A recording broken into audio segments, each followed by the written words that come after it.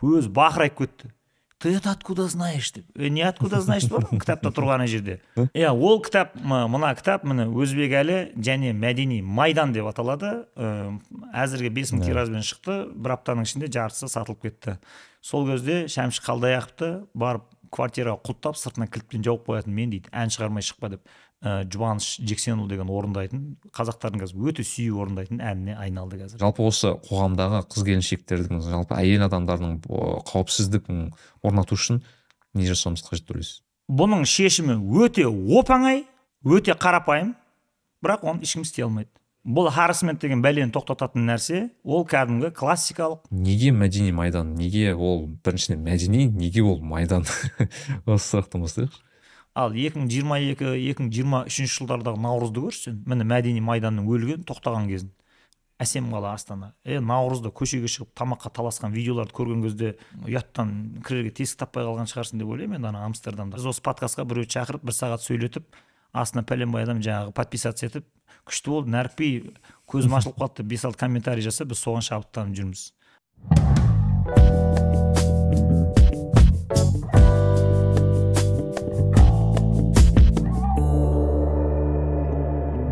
Сәлем достар, мен Нәрікбей және Нәрікбей Лайф подкасты. Әдеттегідей подкастымыз бастамас бұрын жақсы әдеттеріміз бар. Ол тетікті басу, ол жазылу, лайк басу, бөлісу, тағы осы бүкіл тетіктерді басып шығамыз. Ал бізде көптен күткен біздің жиі келетін қонағымыз Санжар Керімбай ағамыз келіп отыр. Санжар аға, ассалаумағалейкум, қош келдіңіз. Уағалейкум сәлем, қош келдік. Қалайсың Нәрікбей, бәрі жақсы? Иә. Күшті, керемет, сізді көріп мүлдем ерекше болып отырмын. Себебі Санжар ағамен біз шамамен жарты жыл бұрын, шамамен мүмкін бұл желтоқсан айында 15 желтоқсанда. Иә. Сонда 11 ай 15 күн болды. 11 ай бұрын, бір жыл деп айтайық. Шамамен бір жыл бұрын біз осы алғашқы подкастымызды жазған болатынбыз. Өте көп жақсы пікірлер естік, өте көп. Одан кейін қаншама рет Санжар ағаға да маған да қайта жазу, келесі мынандай бөлімін жазу ойда болды, бірақ бүгін белгілі себептерге байланысты Санжар ағаның осы бір жыл бойғы жұмысы болды, соны бүгін айта жатырмыз деген ойдамын. Енді қысқа нұсқа айтатын болсақ, Санжар аға осы 11 айдың ішінде білсем 2 кітабыңыз шықты. Оның енді қазір ең көп танымалы ол білуімше Өзбекәлі Жаныбеков атамыз туралы кітап. Иә. Енді біз осы түсірілім барысында Санжар ағаның өте көп осы жоспарына байланысты осы кітаптың көптеген презентациялары өтіп отыр. Жалпы мен көп байқадым, тіпті менің осы ортамда да осы Өзбекәлі Жаныбеков деген тұлғаны сұраған кезде көп адам біле бермейді, шыны керек. Білсе де, естігені бар. Мен тіпті осы Википедиядағы парақшаны тексерсем де соншалықты көп ақпарат көп деп айта алмаймын. Сондықтан сұрақ, неге қазақ Өзбекәлі Жаныбековті көп біле бермейді, немесе қазақ жастары деп айтайық? Біле бермейтін негізгі себебі бұл енді біріншіден технологияның дамымаған кезеңмен салыстыруға болады. Бұл енді екі нәрсемен түсіндірейін. Біріншісі Өзбекәлінің өзінің мінезі. Бұл енді ақ жүрек адамдардың барлығына тән нәрсе. Яғни мына Құдайға ұқсайтын адам деп айтады оны. Яғни Құдайға ұқсайтын адам деген не? Мына Алла тағала дейді, 18 мың ғаламда шырайландырып тұр дейді жаңағы. Бірақ өзінің мекенін қайда тұрғанын білмейсін дейді.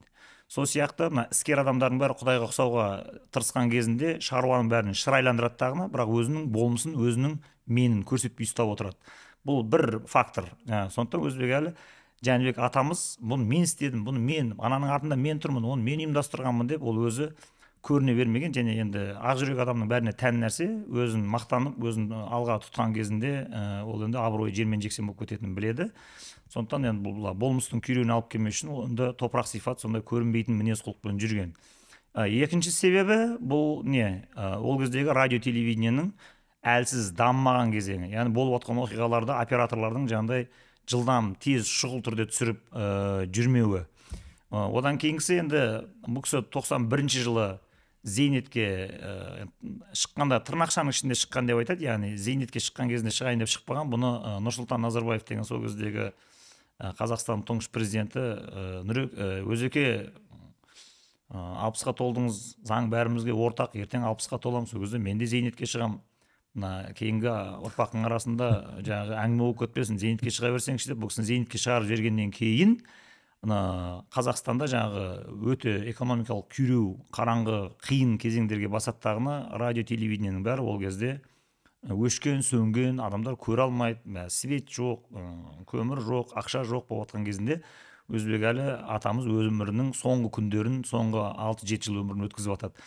Сондықтан ол кезде оны іздейтін, оны түсіріп алатын, оны түсіріп алу керек екенін түсінетін, біріншіден журналистердің де саны аз болған, екіншіден оның технологияда оған ондай мүмкіндік бермеген. Сондықтан ол кісі тек қана өмірінің соңына қарай жаңағыдай енді естелік болып қалып кетсін деп тағдыр тағылымы деген соңғы кітабын жазып 96 жылы оны презентация жасап, сосын 97 жылғы соңғы өмірі 98 басталған кезінде ақпан айында 22-сінде бұл кісі дүниеден өтеді. Сондықтан енді замандастар енді оны еске алып, сондай аталарың болған, Өзбекәліні ұмытпайық дейтін, қайтадан экономикалық қуаты артып, технология дамып, қайтадан радио телевидение күшіне мінем дегенше бір буын ауысып кетеді. Арада 25 жыл өтіп кетеді. Сосын жаңа буын ана алдыңғы аталарын танымай қалады да 2005 жылдан бастап Қазақстанда жеке басқа табыну деген ауру пайда болады. Сөйтіп авторитарлық режим орнайды 2005-тегі президент сайлауынан кейін. Сосын 2006 жылдан бастап жалпы сол кездегі жаңағы экс-президент өзінен басқа тұлғалардың бәрін насихаттауға бір жасырын бір жаңағыдай бір тыйым салған сияқты бір нәрсе болады. Себебі 2006 жылға дейін шыққан тұлғалар сериясы 2006 жылдан кейін инерциясы күрт төмендеп кетеді, тағын ешқандай кітап таппай қаласың. Негізгі себебі осы деп ойлаймын. Иә, өте күшті түсіндіріңіз.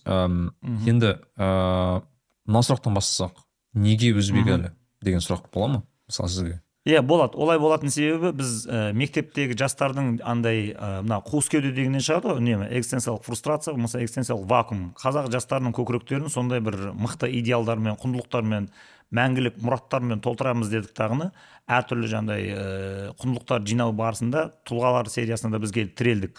Сол кезде, яғни сен мына мәдени құндылықтар насихаттаған кезінде Құдайдың құдіреті адам арқылы көрінеді деген атақты афоризм бар емес пе енді. Сондықтан сен бір адамның бір құдайлық сезімдерін дамытатын құндылықтарды егер көтергің келсе, оларды насихаттаған, соларды сақтап қалған, оны өзінің бойы арқылы өткізген адамдарды насихаттауға, оларды білуге тағы да мәжбүр болып қаласың. Соған байланысты біз қазақ мектептеріне арнап бір 50 ма 30 ба тұлғаны іріктеп алып, қазақ мәдениеті үшін, қазақтың ғылымы үшін, әдебиеті үшін, мәдениеті үшін күрескен адамдардың өмірін насихаттап жазып берейік қысқа да нұсқа деп. Сол кезде енді менің қолыма 3 адамның несі түседі, Бауыржан Момышұлы насихаттауым керек болады мен. Енді сол кездегі жоспар бойынша, ол жоспар өзгеріп кетті ғой. Біреу Қаныш Сәтбаевты мен өзімнің эфирімде жап-жақсы насихаттадым. Үшіншісі Өзбекәлі Жәнібек.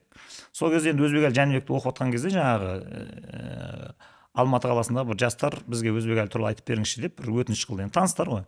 Сол кезде мен барып бұл кісінің жаңағы Тағдыр тағылымы деген кітабын оқып, бұның торғайдағы негізі өте қызық, адамның қанын қыздырып жіберетін, адамды кәдімгі өмірге құштар, ғашық қылып, адамға қатты шабыт сыйлайтын оқиға. Бұл 1970 жыл мен 1975 жылдың арасында Торғай облысы ашылады 70 жылы. Сол Арқалық қаласы оның орталығы болып, облыс орталығы болып бекітіледі. Сол жерге бірінші хатшы қылып Сахан Құсайынов деген кісіні жібереді, екінші Трофимов, үшінші Голубенко ме, сосын төртінші ме жаңа идеология жөнінде хатшы қылып комсомолдың бірінші секретары болып отырған Өзбекәлі Жәнібекті, енді бұны культурная ссылка деп айтады, мәдени айдау. Яғни биік лауазымда отырған комсомолдың бірінші хатшысын жаңадан ашылған Айдаладағы Торғай облысының жаңағыдай үшінші ме төртінші ме идеология жөнінде хатшысы қысылып жібереді.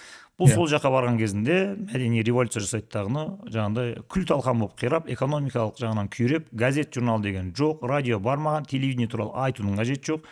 Өзінің ана тілінде не газет оқи алмай қалған, өзінің ана тілінде не журнал оқи алмай қалған, не кітап оқи алмай қалған Торғай облысының, әсіресе қазақтар тығыз отырған Амангелді ауданы мен Торғай ауданындағы, енді ол деген өте киелі топырақ, ол жерден Ыбырай Алтынсарин мектеп ашқан, ол жерден кәдімгі ұлт ұстазы Ахмет Байтұрсын атамыз шыққан, ол жерден Сырбай Мәуленов шыққан, өрден Төлен Әбдіков шыққан, өрден Бейімбет Малин оқыған, өрден Қапан Бадыров шыққан, ол жерден мына біздің қазіргі ұлттық банктың алғашқы төрағасы Ғалым Байназаров деген банкир шыққан, ол жерден сосын мына екінші біздің мәдениет министріміз Ильяс Омаров шыққан.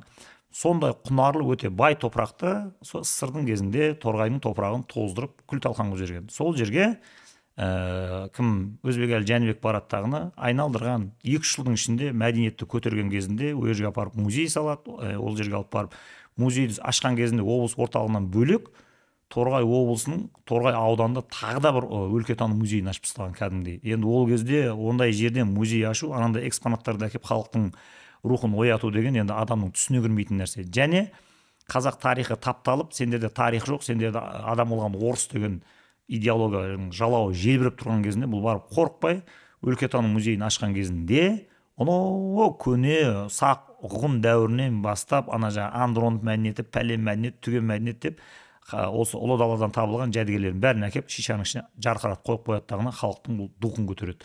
Ол да ештеңке емес, оның бәрі бер жағы. Бұл ең қызығы, ол жерден драма театр ашқан ғой ана жерден. Соны ашатын кезінде айтқан оған министрлер, сенің халқыңның саны аз, халық театрға бармайды, толтыра алмайсың, не істейсің деп.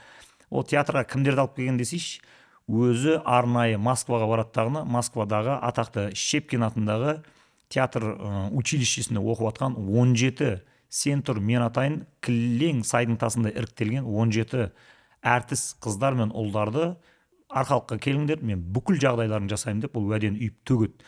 Сөйттағын ол әртістер бұның сөзіне сенеді, арқалыққа келеді, келген кезінде бұл оркестрмен кәдімгідей күтіп алады, бәрін уақытша қонақ үйге жайғастыраттағыны. Бір жылға жетер-жетпес уақыттың ішінде бәріне 2 бөлмелі, 3 бөлмелі, 1 бөлмелі квартираның кілтін таратады кәдімгідей. Сөйтіп ол әртістер жаурап қалмасын деп оларға тон таратады, жылы қолғап таратады, малақай, тымақ, бас киім таратады.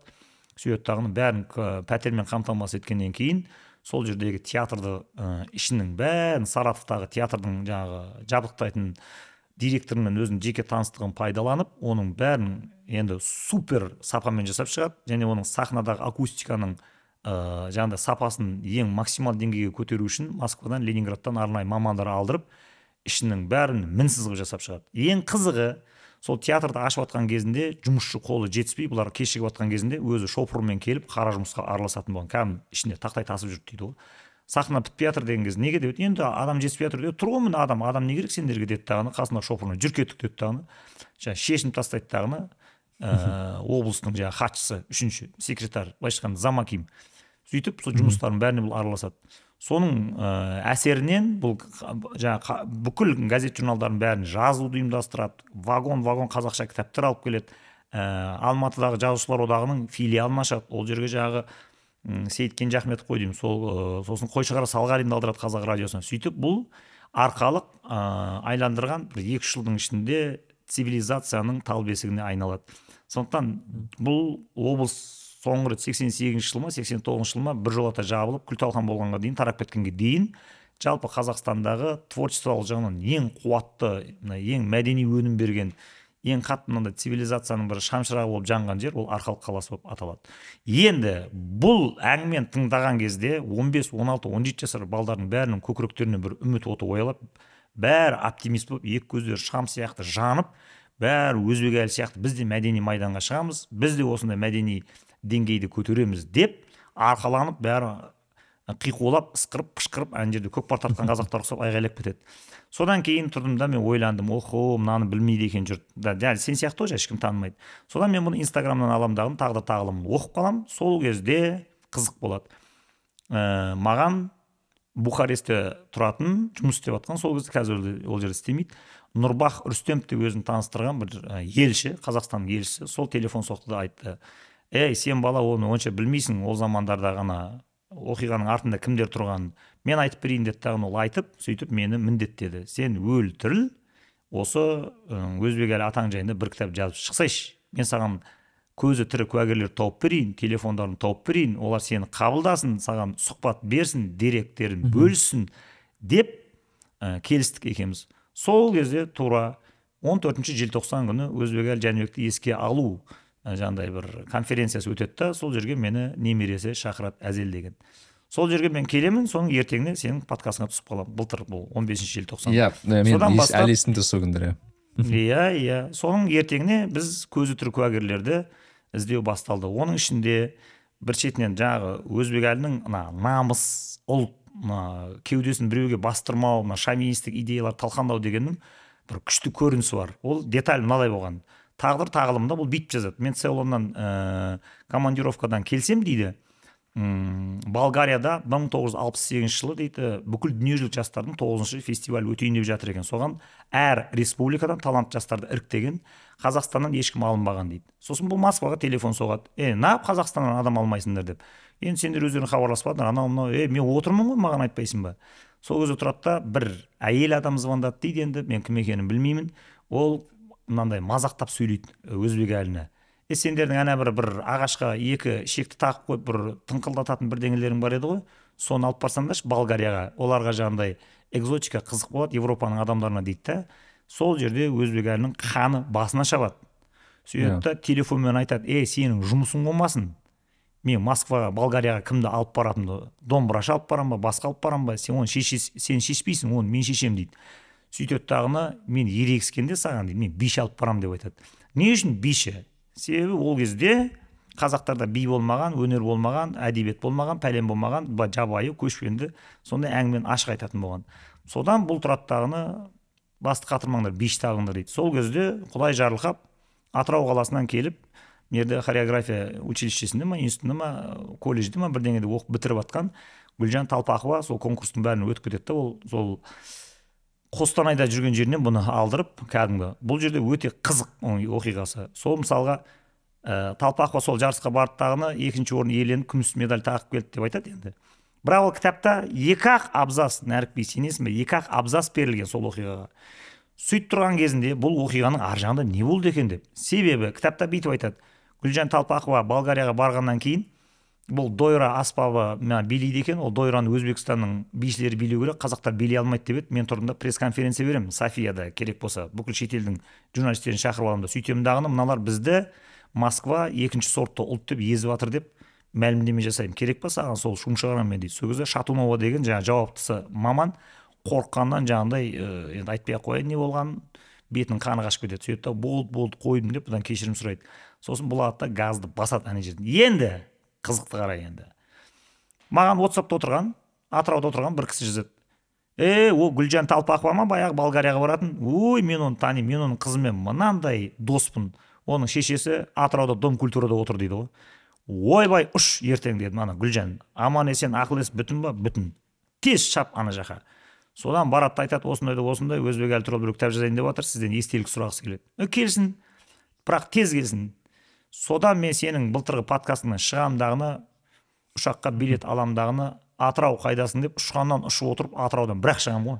Барсам, баяғы аңыз адам Болгарияда оқиғаның көзі тірі куәгері Гүлжан Талпақова 75-тегі кемпір отыр. Бардымдағыны осындай өзбек әлі туралы айтыңыз деп едім. Ол кісінің таңғалғаннан жағы түсіп кетті. Құданың құдіреті, өзбек әлінде іздейтін жастар бар екен ау, мен бітті осымен, енді ол кісі ұмытылып кетті ау деп көкірегімде бір сондай ащы өкініш бар еді деді.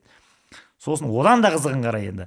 Ал не айтайын атаң туралы деп еді. Тоқтаңыз апа дедім. Болгарияда 68 жылы дойраға билейтін кезінде не төбелес болды, сол төбелесті айтмаған дедім. Көз бақырайып кетті. Ты это откуда знаешь деп. Не откуда знаешь бар, кітапта тұрған жерде. Это прямо так написано, что ли дейді. Иә, тура солай аққа қарамен жазылған. Айтыңыз төбелес. Балам, ол төбелес былай басталды дейді тағын. Сол жерде бұл баяндайды ғой ана жерде. Қызықтың көкесі сол кезде болған. Яғни бұны 3 ай дайындап, үфлеп, сүфлеп, ал ертең сағат 9-да билейсің деп, Гүлжан ертеңгі жарысқа тас түйін отырған кезінде, түнгі сағат 12-нің кезінде бұның бөлмесіне келеді тағына.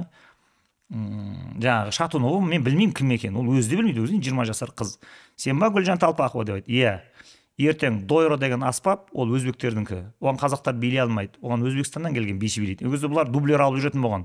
Сырдың атынан түседі ғой. Біреу ауырып қалса, орнына екінші өзбек, қырғыз билеп кете беретін болған.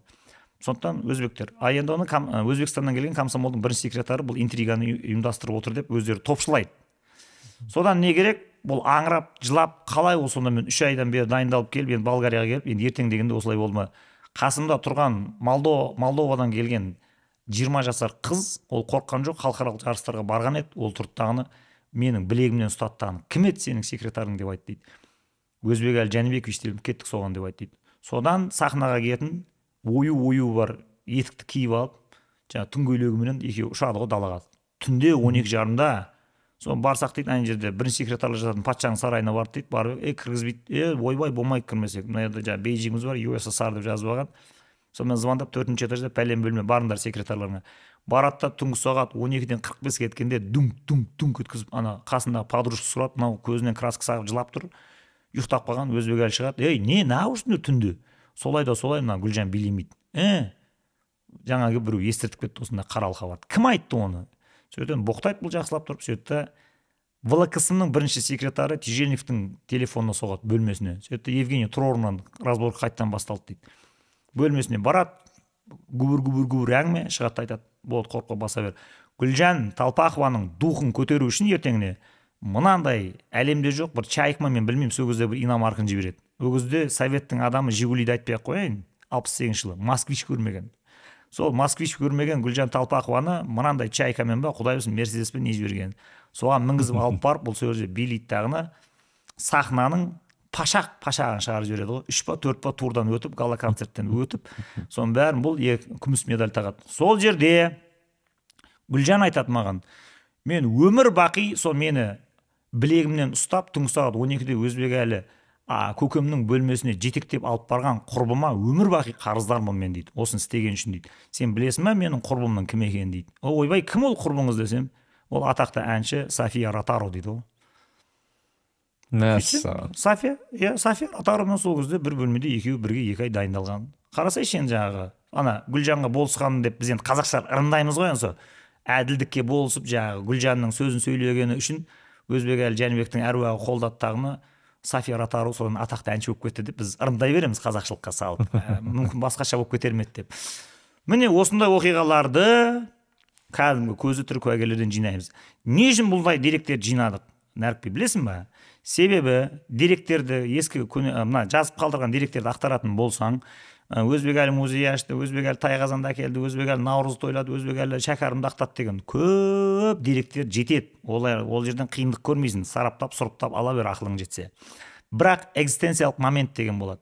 Яғни адамның ішкі дүниесіндегі human being, яғни conscious, ар-ұят, соның көрінетін моменттері болу керек. Яғни адамның қайсар рух, табандылық, намысқа шабу, позицияны бермеу, соңына дейін күресу деген сияқты. Осындай қарапайым оқиғаларда, қарапайым ситуацияларда көрінетін адамның жаңағыдай рухани болмысы осындай елеусіз адамдармен арада қарым-қатынастарда өткен. Содан мен бұл Гүлжан Талпақовадан басқа да көп деректер алдым, қатты шабыттандым. Содан пойызбен Орал арқылы Қостанайға барып, ол жерден тағы да жас кезінде райкомда комсомолда істеген Өзбекәлінің көзін көрген Ибрагим деген атаның үйіне қонып, ол жерден тағы да біраз деректер алдым. Содан олар мені Астанаға жұмсады. Бар енді Астанаға деп. Барсам, Астанада сол кезде арқалықта Торғай радиосының директор, бас редактор болып жұмыс істеген Қойшығар Салғарин деген атақты тарихшы ағамыз отыр. Алтын тамырды жазған көмбе. Оның үйіне бардым. Ол да мынандай деректер айтып берді. Сосын Тойған Ізімова деген биші бар. Кәдімгі арқалықта Шертер деген алғашқы фольклорлық ансамбль құрылған кезінде соның бишісі болып шыққан. Және оның ұлттық киімін арнайы Гүлжан Талпақоваға киім тіккен сияқты Москвадағы Большой театрдың подвалында, шеберханасында Ольга Галушкевич деген атақты махаттың профессор тіктіреді. Кәдімгі басы қасында жүрді дейді, сон размерлерін бәрін алып, жер былай болсын, жер былай болсын деп. Оны да көрдім. Ол да керемет әңгімелер айтады ана жерде. Қалай Өзбекәлінің күрескенін, тірескенін, ана ұстасқандарын аналармен. Сосын ең қызықтарының біреуі сол кезде Шепкин атындағы училищені бітіріп келген әртістердің ішінде ең жасы үлкен, оқиғаға көбірек араласқан Мұхтархан Манапов деген 77-78 келген көкеміз тірі. Оған да бардым. Ол мынандай естеліктер айтып берді. Енді ол естеліктерді айтатын болсам, сен енді қаның қызып кетіп, мына Амстердамдағы жұмысың тастап, Астанаға көшіп келіп, мына оқиғаға араласып кетуің мүмкін. Сондықтан сені қатты қыздырып жібермес үшін жай айтып, мына қалғандарын кітаптардан оқып аласыңдар деп отырмын. Осылайша Қазақстанның жартысын шарлап тастадым деуге болады. Мен сосын жағы Шымкентке бардым. Ол жерде жағы Шымкентке барған кезде Раиса Райымбек қыз деген 82-дегі бір апаны тауып алдым. Ол апаның ерекшелігі қай жерде? Ол арқалықта жаңағы оқу ағарту бөлімі ба бірдеңесін басқарған, сол кезде комсомолка. Сол мынандай естелік айтады. Сен білесің бе деп қояды, мен қандай оқиға куә болғанымды дейді. Десем, анау арқалық торғайға арқалыққа арнап маған ән шығарып бер деп Мұхтар Шаханов пен Шәмші Қалдаяқовты шақырады ғой дейді. Иә, сол кезде қамап қояды ғой, бір ән шығармай кетпейсің деп дейді. Сол кезде Шәмші Қалдаяқовты барып квартираға құлттап сыртынан кілтпен жауып қоятын мен дейді, ән шығармай шықпа деп. Мені бөлмеге шақырды, кірсем дейді, ана жерде Өзбекәлі отыр, қарама қарсысында Шәмші Қалдаяқов. Хоп, Өзеке, сенің айтқаның заң деп Шәмші отыр екен. Сосын ана Өзбекәлі тұрды да маған: "Әй, Раиса, мынаны алып бар да, екі бөлмелі квартираға қамап қой, ішіп жемнің бәрін апар. Бұл маған бір ән қарыз. Ән шығармаса, шығарма квартирадан, кілтін алып қой" деп айтты дейді. Сонымен кәдімгі түрмеге қамаған сияқты Шәмшіні апарғандағыны екі бөлмелі квартираға қамадым дейді. Холодильник ішінің бәрі тамақ, не ішіп жеймін демейсің. Содан күні келем да, ән дайын болды ма, жоқ, ән шыққан жоқ, бара бер деп айтады дейді. Соның бәрі дұрыс па? Иә, шай, тамақ, көрпе, төсек, жылу бәрі бар. 10 күн ба, 12 күн ба сол жерде Шәмшіні қамап қояды. Сосын ең соңында 12-ші ма, 13-ші ма келіп едім. Өзбекәліге сәлем айтты, заказы орындалды, мынандай ән шықты дейді. Ол ән атақты Арқалықтың ақ таңы деген, қазір Жұбаныш Жексенұлы деген орындайтын, қазақтардың қазір өте сүйіп орындайтын әніне айналды қазір. Сол Шәмшіні қамап қойған көзі тірі куәгер әлі Шымкентте отырмын мысалға. Сосын Түркістанға бардым, ол жерде туысқандарыммен жолықтым, Шәуілдірге бардым, музейге бардым, ол жерде туысқандарыммен жолықтым. Сондай жаңағыдай өте ыңдай нәзік, еш жерде кездеспейтін, бұған дейін еш жерде айтылмайтын, бірақ адамды қатты толқытып жіберетін, адамды өмірге құштар қылатын өте нәзік деталь деректердің бәрін жинадым дағыны. Сосын кесек детальдар бар ғой, музей ашты, анау ашты, мынау ашты. Сол екеуін бір-бірімен синтездедік дағыны. Қалай деп айтсам болады саған, енді кәмпит шықты ғой, кәмпит. Сонымен міне өз кітаптың сатылымға шыққанына бір апта болған жоқ, ел жұрт деген кәдімгі нанға таласқандай таласып өліп бара жатыр. Осындай оқиға. Көрсетіп жіберсеңіз қазір бір көрермендерге сыртын. Ол кітап, мына кітап Өзбекәлі және мәдени майдан деп аталады. Әзірге 5000 тиражбен шықты, бір аптаның ішінде жартысы сатылып кетті. Енді бұл кісі өзі Түркістан облысының тумасы, Отырарда туылғаннан кейін енді жерлестері, ағайын туысқандары енді бұны жүздеп, мыңдап, көптеп алып жатыр. Енді құда қаласа осы желтоқсан айының 4-5 күні бұны презентация жасаймыз. Бұл жерде айта кетерлік зат, яғни Өзбекәлі Жәнібеков деген кезде тіпті Википедияға кірген кездегі өзі мындай сөзді қолданады: мәдениет министрі болған деп келтіреді бір факт, екінші этнограф деп екінші факт келтіреді, қоғам қайраткері дейді, тағы басқа. Бірақ енді Санжар, сіз Өзбекәлі Жәнібеков туралы ең көп білетін адамсыз ғой, енді қазір біздің ортада айтайын, зерттегендіктен. Қысқа нұсқа Өзбекәлі Жәнібековтың барлық алған позицияларын сіз саламыз, мектептегі мұғалімнен бастап алатын болсақ, қандай неге жоғары деңгейде, яғни өйткені бұл жердегі сұрап отқан себебім, өйткені былай қазіргі күнмен сөйлесек, мысалы біз Совет одағында өмір сүрмедік, мысалы сіз айтқан біріншісі хатшысы деген позицияларды біз шыны керек түсінбейміз. Өйткені біз ол мысалы қазіргі премьер-министр деген сөзді түсінеміз, сенаттың басқарушысы деген түсінеміз, президент деген сөздерді түсінеміз да, былай кеңес одағының лауазымдары бізге түсініксіз шыны керек. Сол жағынан бір шолып өте аламыз ба тез осылай? Енді шыны керек, маған да бұл өте ауыр соқты. СССР кезегіндегі қызметтік лауазымдарды білу, айыру деген өте қиын соқты. Мен сондықтан да жаңағы СССР кезіндегі өмір сүрген чиновниктермен қайта-қайта сөйлесіп сұрап отырдым, мынау не лауазым, мынаның билігінің қуаты қандай деп. Мысалы кітаптың басында, ең басында былай басталды, бұл кітап Қыздарға қорған табылды деген жерінде бұлар бір жоба жасайды. ЦК орталық комитет дейді ғой, коммунистік партия билікте отырған. Солар тұратағына қазақтың қыздарының бәрін тракторист қыламыз да, бригадаларды құрамыздағына, бригадаға кілең мектеп бітірген 17-18 жасар қыздардың бәрін трактор, Касим Сотайдауға жібереміз дейді. Сол кезде комсомолдың бірінші секретары Өзбекәлі Жәнібек 62-ші жыл ма, 63-ші жыл ма, соны қол қоймай отырып алды дейді. Сөйтіп сол күй ерегісіп қоймай қояды. Неге десе айтады, сен бірінші өзіңнің әйеліңді, өзіңнің қызыңды трактористтің оқуына жіберді, бар қыл дейді. Егер солай болатын болса, мен де жіберем дейді. Қалай ол, сен әйелін жібермейсің, мен әйелін жібермеймін, жұрттың әйелін жібермейсің, тракторист қыласың деп. Соны мен сұрадым ғой. Мынау сонда комсомол 32 жасар, 30-дағы бала, сонда 32 ме, 33 ба, сондай-ақ сонда жап-жас бала. Сонда қалай мынаны ерегісіп отыр десем, ол кезде комсомолдың бірінші секретарының қолында мынандай билік болған дейді. Яғни бір жарлық, бір жоба шығатын болса, комсомолдың бірінші секретары оны мақұлдап, ол да қол қоймайтын болса, жарлық іске аспайды, қосылмай тұра береді дейді. Сондықтан ол кездегі комсомолдың бірінші секретарының болу, ол лауазымға отыру деген үлкен қызмет болып саналған дейді. Министрлерінің өзі сол кезде өзбек әлімен жаңағыдай бөлмесіне кіруге зар болып қалатын тұғын дейді. Сондықтан бұл қатты үлкен рычаг болып есептеледі дейді. Ал енді сондай лауазымда тұрған адамды жаңадан ашылған айдаладағы жаңағы ешқандай инфраструктура жоқ, дамымаған, экономикасы әлі нөлдік шкалада тұрған жерге оны төртінші жаңағы идеология жөніндегі үшінші ме төртінші ме хатшы қылып жіберу деген, бұл енді төмендеу болып есептеледі дейді. Сол кезде элитаның арасында гу әңгіме туып кетті дейді. Бірақ ол жаққа барғаннан кейін бір қызығы, бұл енді төменгі лауазымда отырса да қызық мынандай нәрсе бар. Осы кітаптың ішінде біз Морган Скотт Пектің A World Waiting to be Born деген кітабы бар. Соның ішінде айтып келеді тағыны, жалпы билік екіге бөлінеді. Біреу саяси билік, біреу рухани билік деп. Саяси билік деген не дейді? Адамды жұмыстан қуам деп қорқытасың, болмаса ақша берем деп дәметтіресің дейді. Ал рухани билікте бүкіл күштің бәрін өзіңе саласындағыны, ақыл парасатыңның бәрін дамытып, өзіңді мейірім, махаббатпен, кешіріммен күшейткен кезіңде сенің болмысыңа ғашық болып қалған адамдар сенің аузынан шыққан сөзді бұлжытпай орындай береді тағыны. Және ол рухани билікке қол жеткізген адам ғайыптан бір өзінің бойына бір тегеурінді күштің, қуаттың құйылып тұрғанын сезіп тұрады дейді.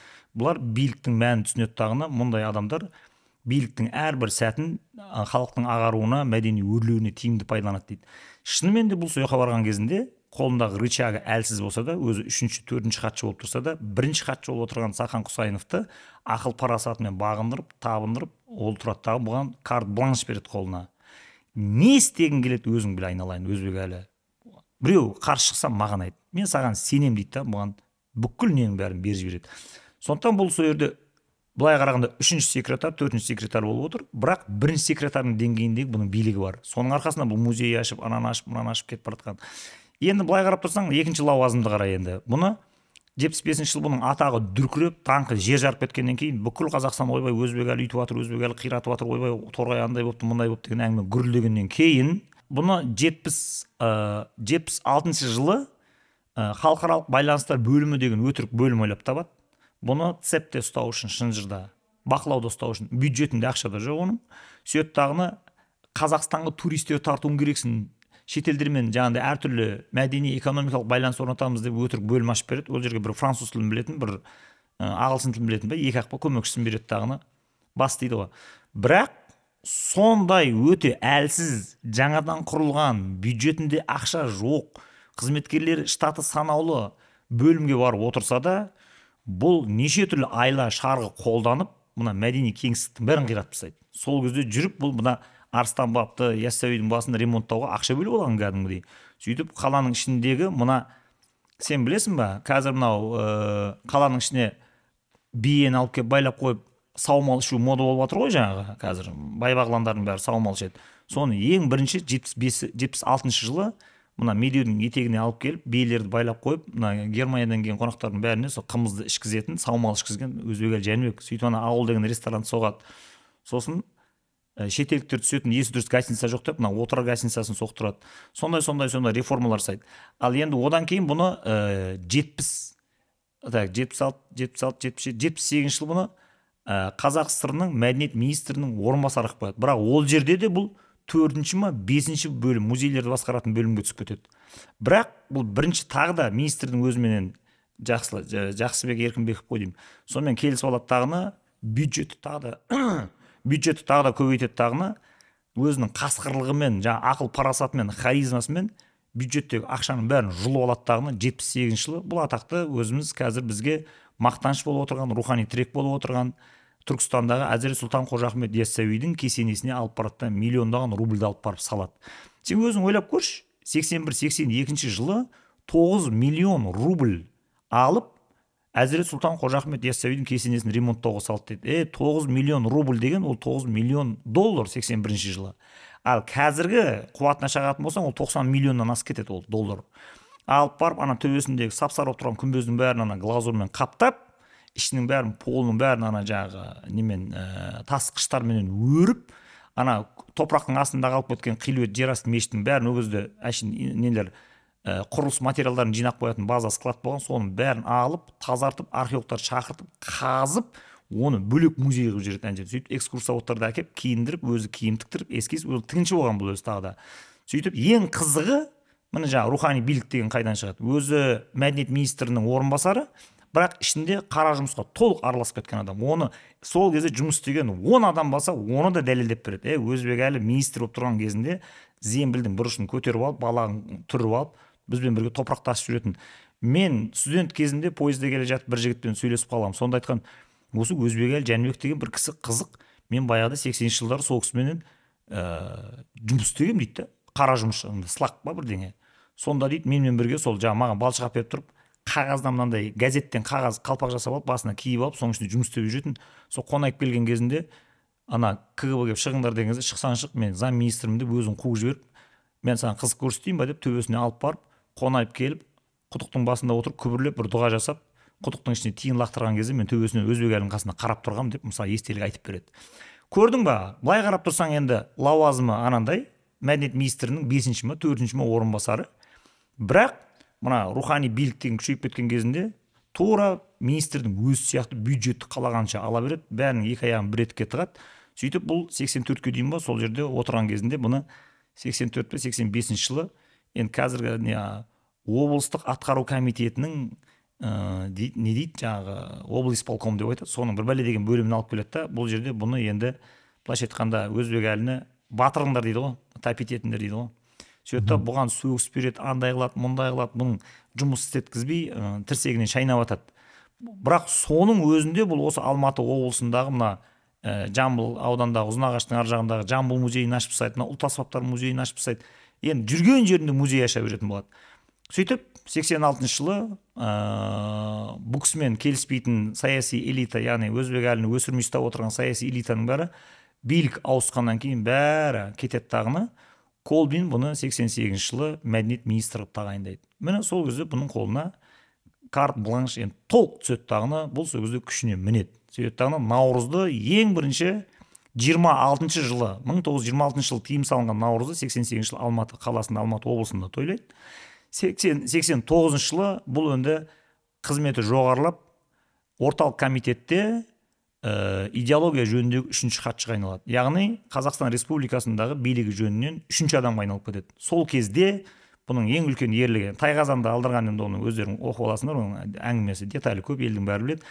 Бұл 5 арысты ақтауға және 50-60 жылдары қазақтардың өзінің тарихын оқуға, мәдениетін зерттеуге тыйым салынған қаулылардың бәрін сындыруға арнаған. Бұны Серік Қирабаев деген атақты ғалым бар, әдебиеттанушы, сыншы, сол тәптіштеп тұрып детальдарына шейін жазып тастаған. Қалай ана бұрынғы постановлениелердің бәрін бытшын шығарып тастайды. Енді бұл жерде Қуыс кеуде туралы айта кетуге тура келеді. Қуыс кеуде деген кітапты оқысаң, соның ішінде Маленковтың атына жазылған 6 адамның арызы бар, 18 беттік. Соның ішінде 53-ші жылы, 52-ші жылы Маленковтың атына, ол кезде ол совет министров, соның атына арыз жазған. Мына қазақтар тағы да құтырып жатыр, ұлтшылдықтарын күшейтіп жатыр, социалистік реализмнен алшақтап кеткен, Алтын Орда дәуіріндегі батырларын ұлықтайды, оқиды, олардың бәрі феодалдар, ана Абылай хан деген оңбаған, байлар үшін күрескен, кедейлерді қанаған, бұлар сөйте тұра Абылай ханды зерттейді деп. Сөйтіп сол жерде тыйым салады, қаулы шығады, постановление шығады кәдімгі Маленковтың несімен. Бұдан былай Алтын Орданы зерттемейсіңдер, жаңағы феодализмді аңсамайсыңдар, хандарды зерттемейсіңдер. Сөйтіп балаңа едіге деген атауды да қоймайсың. Сол жерде хатта тұр, Қуыс кеудені алып оқысаң, сол жерде хатта анық жазылған. Шаяхметов ең соңында соңғы өтінішім, біздің ауылдың ақсақалдары, шалдардың бәрі бата берген кезде едіге батыр сияқты батыр бол, едіге батыр сияқты жомарт бол деп бата беретін еді. Ең болмаса едігені қалдырсаңдаршы деп еді. Едігені де қалдырмаймыз деп айтты. Сөйтіп қазақтарға баласының атын едіге деп қоюға да тыйым салып тастады дейді. Сондықтан біз 2001-2002 жылға дейін едіге деген еркектің атын кездестірмейтін себебіміз сол. Ілуде біреу я бар, я жоқ. Ондай жандай қорықпайтын батыр қазақтың біреу Мұхтар Мағауин сол 60-шы жылдар баласына едіге деп әдейіге ерегісіп ат қойып тастаған. Мына енді сол, бұны не үшін айтып отырмын? Өзбекәлі Жәнібек 89 жылы орталық комитетте идеология жөніндегі 3-ші хатшы болған кезінде сол баяғы қазақтарды рухани, мәдени, әдеби қысымда ұстап отыратын, надандықта ұстап отыратын постановлениелерін бәрін бытшын шығарып сындырып тастаған ана жерден. Сөйтеді дағыны, давай 5 арысты ақтаймыз дейді. Мына сендер қазір оқып, оқ деп еліктеп жүрген Ахмет атамыз ұлт ұстазы, Міржақып кешегі Оян қазағың, Жүсіпбек кешегі, содан кейін кім, біреуі Мағжан, біреуі Шәкәрім бар ма біздің кәдімгі рухани темірқазығымыз болып тұрған. Соларды бесеуін де ақтауға кәдімгідей тікелей команда береді, бәрін жинайды, комиссия құрады бұл кәдімгідей. Сөйтіп ана Шәкәрімді ақтауға қарсылар пайда болады ана жерден. Ол деген бандит, ол не деп отырсың сен, баяғыда бізге мына совет өкіметіне қарсы оқ атқан ол деп. Басты қатырмаңдар дейді, бәрін билігін пайдаланып тізесін батырып, бәрін белден сындыраттағыны, бәрін 89 жыл ақтағанда жай ғана ақтай салмайды, кітаптары дайын тұрғы, тарс 89 жыл біз бірденен бұрқ етіп 5 адам шыға келген кезде біздің миымыз көтермей қалған. Өгіз сен жоқсың, 89 жыл мен 15 жасар баламын, бірденен бұрқ етіп 5 арыс шыға келген кезінде ана ашқарақтан адамдар бас салып, ойпырмай мынандай адамдар болған екен деп. Сонда біз енді білмейміз ғой мұны кім істеп отқан. Сонда қара, бір адамның өзі қандай мемлекеттің тағдырын шешіп отыр ана жерде. Осылай қатты қиратып арындап келе жатқан кезінде 91 жылы ГКЧП болады, путч болады. Сол путч болып жатқан кезінде бұның жасы 60-ға толып қалады дағыны, Нұрекең келеді дағыны. Бұл кісіні өз еркімен тырнақшаның ішінде зейнетке шығарып жібереді дағыны. Сол жерден қазақтың мәдени майданның инерциясы күрт әлсіреп кетеді. Енді ол жайды осы жерде енді реті келіп тұрғасын айта кетейін, Нәрікби. Бір жоқты түртеді. Өзбекәлі Жәнібек жайлы кітап жазамыз деп біз осы 2023 жылдың мамыр айының 12 күні Түркияның Кайсери қаласына кеттік кітап жазу үшін. Енді елдің ішінде кітап жаздырмайды. Қонаққа шақыра береді, ет береді. 2 күн жүресің, көзің бадырайып. Сосын ана жаққа кетіп қалдық. Сол барған кезімізде қасымдағы жігіт айтты. Бұның алдында 2016 жылы Лондонда Питер Уотсон деген ғалым The Age of Nothing деген кітап жазады. Енді ол кітаптың мазмұны өте қысқаша былай. Ал жақсы, енді Ницше 19 ғасырдың екінші жартысында Құдай өлді деп мәлімдеді. Содан кейін енді ғылыми прогресс дедіңдер. 160-170 жылда артқа тастадыңдар. Ал жетістіңдер ма енді? Бәрің енді отырсыңдар мынандай көкіректеріңде үңірейген мына экзистенциялық вакуумды толтыра алмайсыңдар. Жаңағы рухани мәселені шеше алмадыңдар сол күйі. Енді стресс, антидепрессант бәрің отырсыңдар депрессияда, loneliness, жалғыздық, изоляция. Не болды? Ең соң эвтаназия деп мәселені көтереді. Біз оны қарасақ, орыстар аударыпты, Россияның ғалымдары. Эпоха пустоты деп. Атының өзін қарасайшы қойып қойған. Біз алдықтағына жоқ, біреуді тупо көшіре берудің ешқандай да мән мағынасы жоқ. Қазақтардың өзі қалай осыған ұрынды деген кезде мына мәселе шығады. Қуыс кеуде деген кітап, бұл да қазір өте бум болды. Айландырған 2 айдың ішінде 5000 тиражын кәдімгі пышақ үстінен талап алып кетті адамдар. Өте жақсы сәтті шықты. Осының ішінде жаңағы Маленковтың постановлениесі түгел. Біз бұны архивтен бір архивист тауып берді маған. Орыс тілінде, соны қазақ тіліне аударып, сол құжатты мынаның ішіне салып қойдық. Міне көріңдер өздерінің қуыс кеудеге қалай ұрынғандарыңды, тарихтарыңды. Соның ішінде әбден бүге шүгесіне шейін жақсы баяндалған. Сондықтан Өзбекәлі Жәнібек деген кісі осы өзі жүріп өткен жол жаңағы өзі бұл Сарыағашта Келес ауданында жүрген кезде комсомолдың секретары болады ауданда, сосын облыстікі болады Шымкент облысында, Оңтүстік Қазақстан облысының комсомол ұйымының бірінші хатшысы болады. Содан кейін Қазақстан Республика Қазақ ССР өзі Қазақ ССР-нікі болады. Содан кейін Торғайда жағы 4-ші идеология жөніндегі хатшы болады. Сосын халықаралық байланыстар бөліміне барады. Заводдел деп айтады. Ол не қызмет екенін ешкім білмейді оны. Ол өтірік штат қой үшін ол мынаны тұншықтыру үшін ойдан құрастырылған. Оның қолында рычаг жоқ негізінде. Одан кейінгісі 78-дегі мәдениет министрінің орынбасары, онда да ол 4-ші 5-ші жаңағы музейді курьер ететін. Одан кейінгісі Алматы облысында жаңағы 2 жыл ма 3 жыл ма бұл жаңағы қазіргі айтқанда бір Замаким сияқты, бірақ ол жерде де қысымда тұрады.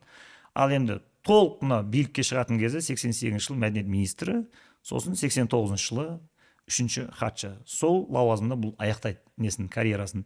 Бірақ рухани карьерасын 98 жылға дейін арғарап, моральный карьера деп айтады, 98-ге дейін жалғастырып, өлуіне 1 күн ба 2 күн қалғанға дейін Әмір Темірдің, кәдімгі тарихта болған Әмір Темірдің Нәзірет Сұлтан соқтырған, соның Қожа Ахмет Яссауидің кесенесін қалай күтіп, баптап ұстау керек, ол жерде қаржы қалай жұмсалу керек, ол қаржы көздері қайдан келу керек, оның бәрі осы жердегі Әзірет Сұлтан жаңағы несін, кесенесін қоруға, баптауға, күтуге арналған қаржы тұру керек деген устав жазып тастаған жарлық.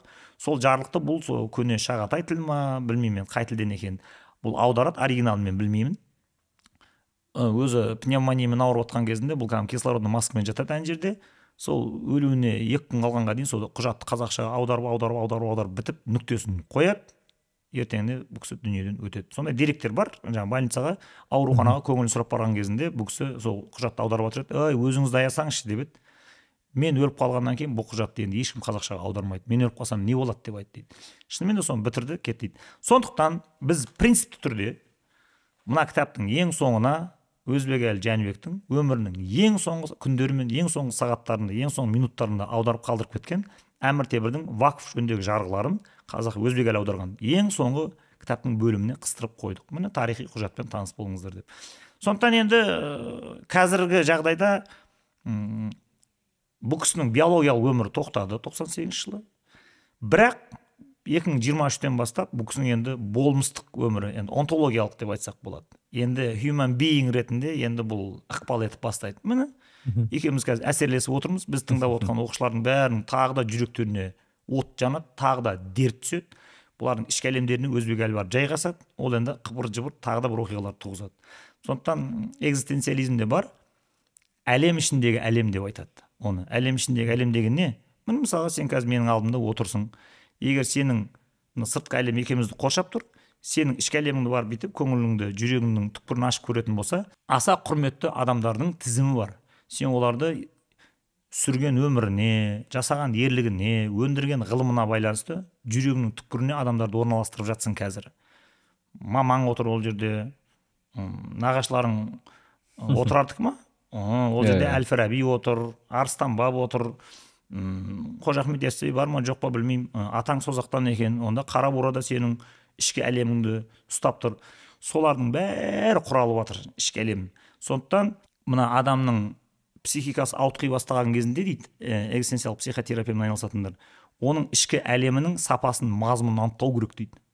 Яғни біреу сәл ақылы ауытқи басса, ішкі әлеміндегі адамдардың сапасын зерттейсің. Егер ішіндегі жасап алған әлеміндегі жинап алған адамдардың сапасы өте нашар болатын болса, ол адамда күйрейді. Ал кім мықты дейді? Ішкі әлеміне кімді кіргізеді? Мықты адамды кіргізсек, өзің де мықты адамға айналып кете бересің. Сондықтан міне енді баяғы біз өлді деп есептеп жүрген Өзбекәлі Жәнібек атамыз сөйтсек өлмеген екен.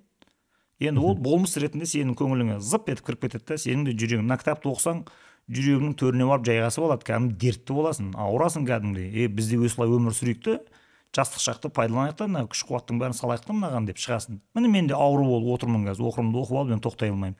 Бұл күш шаруаның бәрін жиыстырып, осының соңында кеттік. Сондықтан бір шетінен бұны енді жаңағы лауазымы не еді деген сұраққа келген кезде, жаңағы жай қызметтік неден бастадықтағыны ақырында экзистенциализмге өтіп, бұл моральный карьерамен аяқталды. Санжар аға, мынандай сұрақ. Мүмкін бұл кішкене қалай айтсам екен, бір оппозициялық бір немді ұсынып көрейін да, осыған байланысты. Қазір түсіремін неге оппозициялық деп айтқан. Мысалы, қазір мынандай бір мәселе бар да, байқасам, тіпті осы кеңес одағы туралы сөйлескен кезде кейбір біздің халықтың ішінде ол заман күшті еді деген бір мысалы ой бар. Немесе белгілі бір тұлғалар туралы айтқан кезде ол тұлғалар да күшті еді, тағы еді. Мысалы, Бесарысты алатын болсақ, тағы басқа бағана біздің қоғам қайраткерлерін алатын болсақ, енді белгілі бір деңгейде аңыз, белгілі бір деңгейде бір идеализм бар да, олардың өмірлері туралы. Мысалы, тіпті анау кітаптарды оқыған кезде де, мен есімде анау Бесарысты туралы, бағана Шәкәрім туралы, тағы басқа осы біздің ағартушылар туралы оқыған кезде, енді білмеймін, мен мектеп оқысам бір идеальный адам, енді анау бір періште жүрген. Сондай бір қалдыратында, және де сол тұсы маған ол кісілерді қабылдауға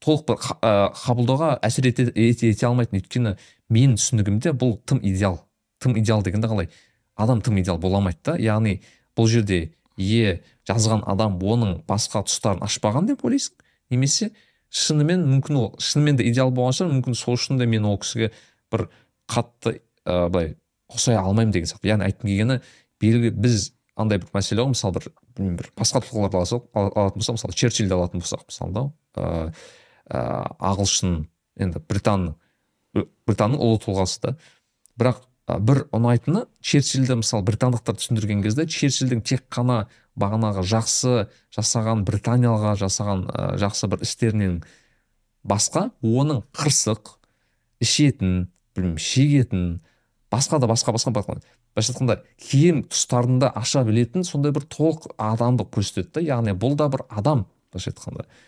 Яғни мен кітабыңызды оқымадым бұған дейін, осы кітапты айтайын болсақ, басқа кітаптар жоқ қой, осы кітапты оқымадым, бірақ сіз мысалы ол тұсқа қалай келдіңіз, осы тұсында аша білдіңіз бе, немесе ашу керек деп ойлайсыз ба осы тұстарды негізі?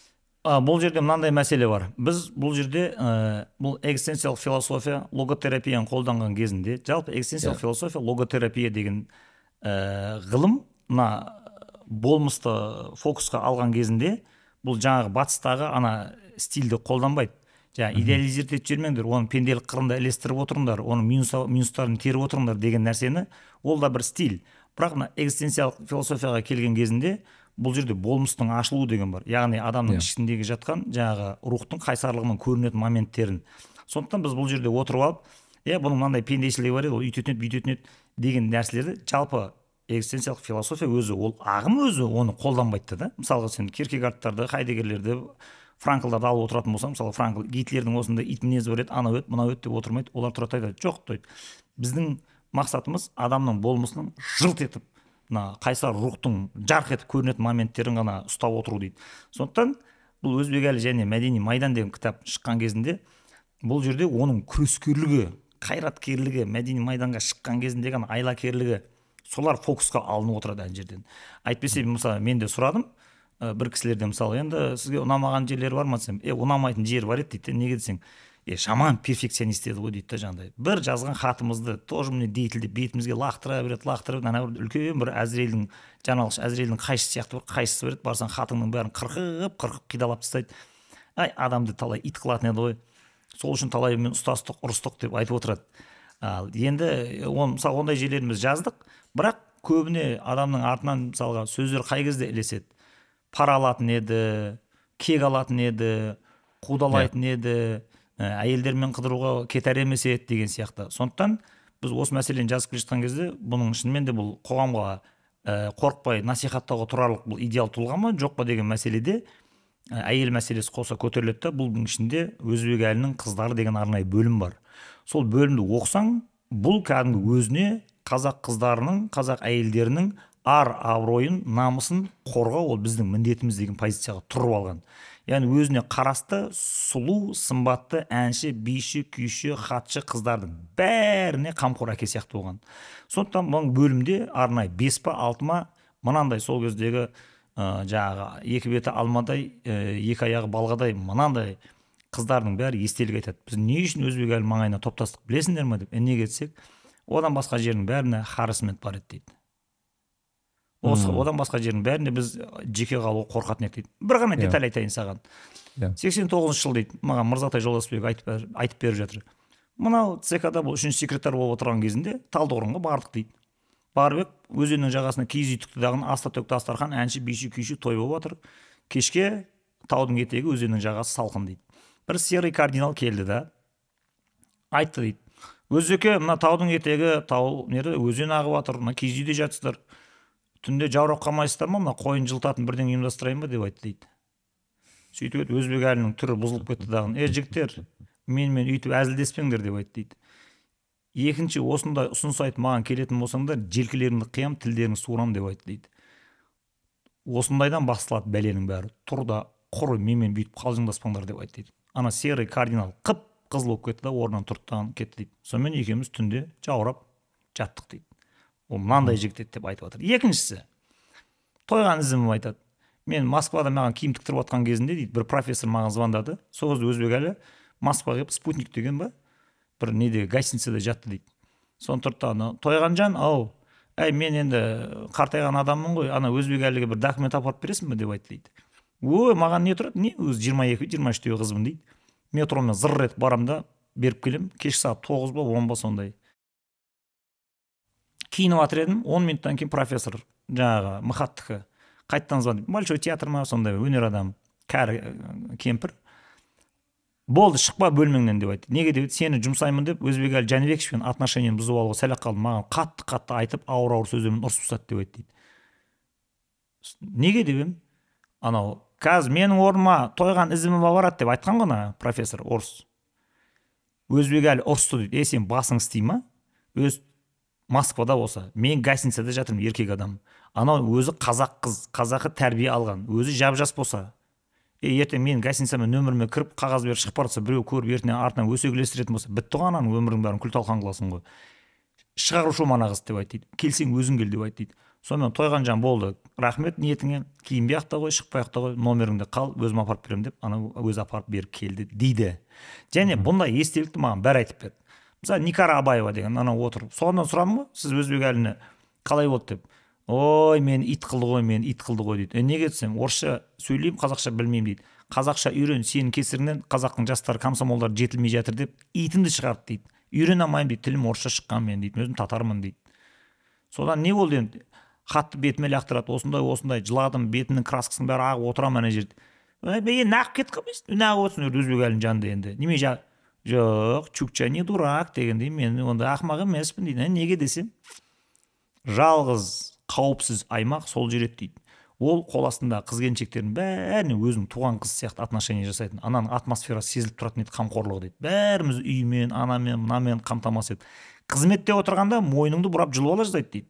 Ал былай адами қарым-қатынасқа түскен кезде қамқор әкеңнің қасында жүрген боласың дейді. Сондықтан ол кезде мен коммунистерге сенбейтін тұғым, қанша жерден коммунист болса да жеке қалмайтын тұғымын деп айтады. Сондықтан бұндай естелікті бірінен кейін бірі беріп жатыр ана жерден. Сондықтан біз қанша жерді айналып келдік, ешкім іштерін таба алмадық. Сондықтан шынымен де Өзбекәліге бір шетінен біздің шабыттан қатты қорықпай кіріскеніміз көп адамдардың дәл осы нүктеде өзі артынан сөз ілеседі. Анау баяғыда 90 жылда шыққан кино бар еді ғой, сен көрдің бе, көрмедің бе, основной инстинкт деген. Жаңағы менмін деген еркекті жаңағыдай анау қатын құмарлық инстинктін шұқылап оятып алады деген, соны тентек қылып жібереді ғой, аналар бұған түспейтін, өзі бұл тұсаққа түспейтін еркек жоқ деп. Bir қызығы, бұл көкеміз шынымен де жан жүрегіменен мына ұлы мұратқа жұтылған кезінде ол жаңағыдай жағымсыз теманы, романтикалық теманы жауып тастаған. Жас кезінде жаңағы Қалихан деген апамызға енді ғашық болды ма, танысты ма, мен білмеймін, екеуі ертеде 51 жылы үйленген болды. Одан кейін бұл тема жабық. Сол кісімен өмірінің соңына дейін сүрген. Ол апамыз да бертінде қайтыс болды 87 жасында. Сондықтан ұлттық позицияны бермеу, пара алмау, анау деген мәселеде шынымен де қатты былай идеал болған рас. Мысалға қызметтен кеткеннен кейін Алматыда трамваймен, троллейбуспен жүрген, немересін кәдімгі мектепке трамваймен алып келген. Тіпті бір қызы ма, күйеу баласы екеуі сол 90 жылдар бардақтың кезінде үй алған, соны шақырып алып қызын тергеген деп айтады. Енді бір кісі айтып отыр маған, өзінің қызын өзі қысты дейді. Шыныңды айт, мына квартираны өзіңнің еңбегіңмен күйеу бала екеуің еңбектеніп алдыңдар ма, жоқ әлде менің атақ абыройымды пайдаландыңдар ма? Бірақ айтпады демеңдер, егер менің атақ абыройымды пайдаланған болсаңдар, жағдайларың өте мүшкіл болады деп айтты дейді. Өзінің атағын, абыройын пайдалануға балдарына ешқандай мүмкіндік бермеген. Сондықтан бұл кісінің қазір екі ұлы, бір қызы әшейін қарапайым қызмет істейді. Болды. Оларды білмейсің да. Сондықтан олардың маңдайы ашық, жарқырап жүреді. Сондықтан енді адамның артынан қай кезде сөз ілеседі. Біреуді сатты, біреудің үстінен арыз жазды, біреудің үстінен қызметін тартып алды, біреудің әйелін тартып алды, любовница ұстады деген негізгі әңгіме осы ғой, өзі ілесетін мәселелер. Былай қарағанда бұл мәселелердің бәрін біз ақтарып қопарып тастадық. Сондықтан бір шетінен бағанағы сұрағыңа тағы да жауап шығады. Нағып сен Өзбекәліге жабысқында қалдың деген кезде біз қазір идеал жоқ, барлық адам минуспен өмір сүреді. Сондықтан менің де мына минустарыма, арсыздықтарыма түсіністікпен қарай беріңдер деп, мына өзінің ар ұятын күзетпей, rugged индивидуализм дейді ғой, жаңағыдай жүгенсіз бетімен кеткен индивидуализмді ауыздықтап ұстап тұруға Өзбекәлінің тұлғасы, болмысы шынымен де таптырмайтын идеал. Сондықтан енді бір шетінен сенің де психологияңды, менталитетін түсінемін. Енді жаңағы Европаға барып, жаңағы критический мышление, анау идеальный адам болмайды, бәрінің минусын шығаруымыз керек. Егер шамадан идеализация жасай берсе, ол культ личности туып кетеді деген әңгіме шыққан. Оларда бұл дұрыс. Бір адамға табынып кету жаңағыдай тенденциясы күш алмас үшін оның минусын қосақтап отырыңдар, себебі Құдай ғана мінсіз деген сияқты философия шыққан рас. Бірақ ол да сондай минустарды, оның да бір жаман жері, Өзбекәлінің өзі сөйткен екен ғой, оның да сондай минус болған екен ғой, мен де сөйте беремін дейтін адамдар шығып кетпес үшін экзистенциалистер тұрады дағыны, мынандай болмыстың ашылатын жерлеріне акцент қойып тастайды. Сондықтан оған да былайша айтқанда противоядие бар да. Мына бір тұлғаның жаңағыдай пендешілік тұстарының бәрін тізіп жаза берсем, ол да мынандай кітап болып шығады дегенге де мен сенбеймін. Әрине. Енді Санжар аға, мүмкін осы топиктен кішкене ауытқып, бағанағы кішкене сіз өзіңіз жақсы бастадыңыз. Анау бізде қазіргі қоғамда шыны керек бағана харасмент мәселесі, бағанағы қауіпсіздік мәселесі, осының бәрі қатты белең алды. Енді ол рас керек, ол тіпті біздің билік басында отырған кісілер жасады, қаншама бағанағы қыздар келіншектеріміз жазып жатыр, айтып та жатыр. Өзгерістер шыны керек байқалмайды. Менде мынандай сұрақ, жалпы енді сіздің көзқарасыңызда осы логотерапия болсын, тағы басқа осы тұстардан болсын, бұл проблема қайдан шығып отыр негізі? Және бұл проблема шешімі бар ма? Жалпы немесе мысалы бағана сіз өзіңіз Өзбекәлі Жанбеков атамыздың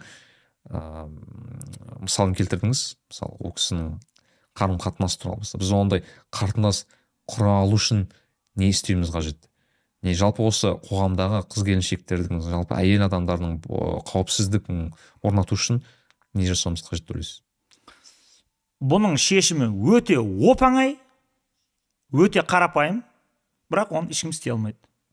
Соншалықты қарапайым, соншалықты ол қиын. Не үшін? Себебі бұл харасмент деген бәлені тоқтататын нәрсе, ол кәдімгі классикалық қазақы тәрбие. Бірақ қазақы тәрбие деген нәрсе ол классикалық құндылықтарды тұтынумен жүреді. Ал классикалық құндылықтарда діни рең бар. Ал сенің поколениең, сенің айналаңдағы буын, олардың бәрі рационализмге, синтетизмге жатып алған. Ғылым дәлелдеп береді, ғылым жасай береді дейді тағына. Қазақы тәрбие, рухани тәрбие бәрінен алшақтап кетеді тағына, балдарына үйретпей қояды. Кеше ғана дәл осы уақыт маған Тимур Балымбетов қойды. Оған мен тәптіштеп тұрып осыны айттым. Енді саған басынан бастап қайттан айтамын. Себебі сенің аудиторияң бөлек қой. Оны көретіндер сені көрмейді, сені көретіндер оны көрмейді. Өзің ойлашы, қазіргі бұл мәселені тоқтататын рычаг барлық қазақ мектептеріндегі тәрбие жөніндегі завучтардың және сынып жетекшілерінің қолында тұр. Егер олар осы қазақы тәрбиені, классикалық тәрбиені мектептегі 8 жасар, 9 жасар, 10 жасар баланың жүрегіне қорықпай егетін болса, онда харасментті енді жоқ қылып жіберем деп айта алмаймыз, бірақ өзінің табиғи шкаласына құлатуға болады. Яғни Құдайдан безген арсыз адамдар 5%, 3%, 10% табиғатта болу керек болса, сол процентіне шейін құлайды тағына, былай қолдан жасалғандарын жойып жіберуге болады. Мысалға, екі қисса айтайын. Енді қараш, енді әжептәуір академиялық стильде өзімше бір интеллектуал болып сөйлесіп отырамыздағына, сосын мен классикаға қарай шегініп, бір әжелердің, аталардың айтатын қиссасына қарай шегінетін болсам, сен барсың ба, жоқсың ба мен білмеймін, сенің көрермендерің шекелері тырысып жақтырмай кетеді мені. Ой, мына жап-жақсы Европаның деңгейінде әңгіме айтып отырды да, енді келіп апалардың деңгейіне бірақ құлады. Жаңа діни танымын тықпалады деп тағы да ренжисіңдер маған. Сөйтесіңдер дағы Бейшенбаев қайдан шықты деп маған ренжисіңдер тағы, өкпе айтасыңдар. Қараш, екі нәрсе айтайын саған. Мен барған сайын қазақ мектептеріне завучтарды, ата-аналарды жинап аламын да айтамын. Бұл мәселені былай шешеді. Мектепте кішкентай балаға қорықпай, қорқыттың аңызын айтып берші деймін. Ол қалай? Қорқыт осылай да осылай ажалға алдырмаймын деп ажалдың күйін шертіп отыр еді. Әзірел жақындай алмай қарап тұрды да айтты, бір күн мен сені алам жаныңды деп. Сөйтіп еді, аңдаған жау алмай қоймайды, мен қашам деді тағыны, Шығыс Қазақстанға қашып кетті дейді. Барса, 4 адам көрі қазып отыр. Бұл кімнің көрі? Қорқыттың көрі. Ертең ұсталады, өледі, көмеміз. Сосын солтүстікке қашып кетті. Барса, 4 адам көрі қазып отыр. Бұл кімнің көрі? Бұл Қорқыттың көрі. Ол қашып жүріп бір күн ұсталады, өледі, көмеміз. Батысқа, онда да сондай. Қайда барсам да Қорқыттың көрі дейді тағыны, бас салбырап, Қызылордаға қайтып келеді. Сырдарияда аралдың ортасында қобызын ойбайлатып отыр еді дейді. Түсте оған тамақ әкеп берді дейді туысқандары, қыздары. Соның тамағын жеп отырған кезінде тостақтың астына жабысып қалған қара құрт өрмелеп келді де, оның аяғынан шағып өліп қалды дейді, көгеріп сазарып. Сол өліп бара жатқан кезінде бұл қалайша біз бәрін аңдып отыр едік қой, ажалды жақындатпай деп еді. Өзімнен болды деп айтты дейді. Неге деп еді, кішкентай кезімде байқамай қарындасымды осы аяғыммен теуіп жатып қойып едім, ажалым сол жерден болды. Қара құрт сол қарындасымды тепкен жерден келіп шақты. Сондықтан бұл ешкімді кінәламаңдар, бұл өзімнен кеткен қателігім. Кейінгі ұрпаққа менен сәлем айтыңдар. қыз баланы ұрмасын, қыз баланы жылатпасын, оның көз жасы олардың ажалының себебі болады деп өліп қалды деп айтады.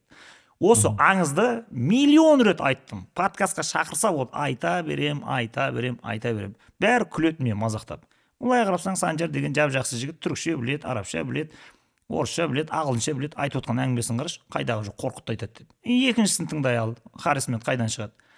Тамыр-тұмырмен жойып жіберуге болады. Міне, 1 жылдығын ойлаған ел бидай егеді, 10 жылдығын ойлаған ел ағаш егеді, мәңгілігін ойлаған ел баласының жүрегіне ізгіліктің дәнін егеді дейді. Қалай егеді оны?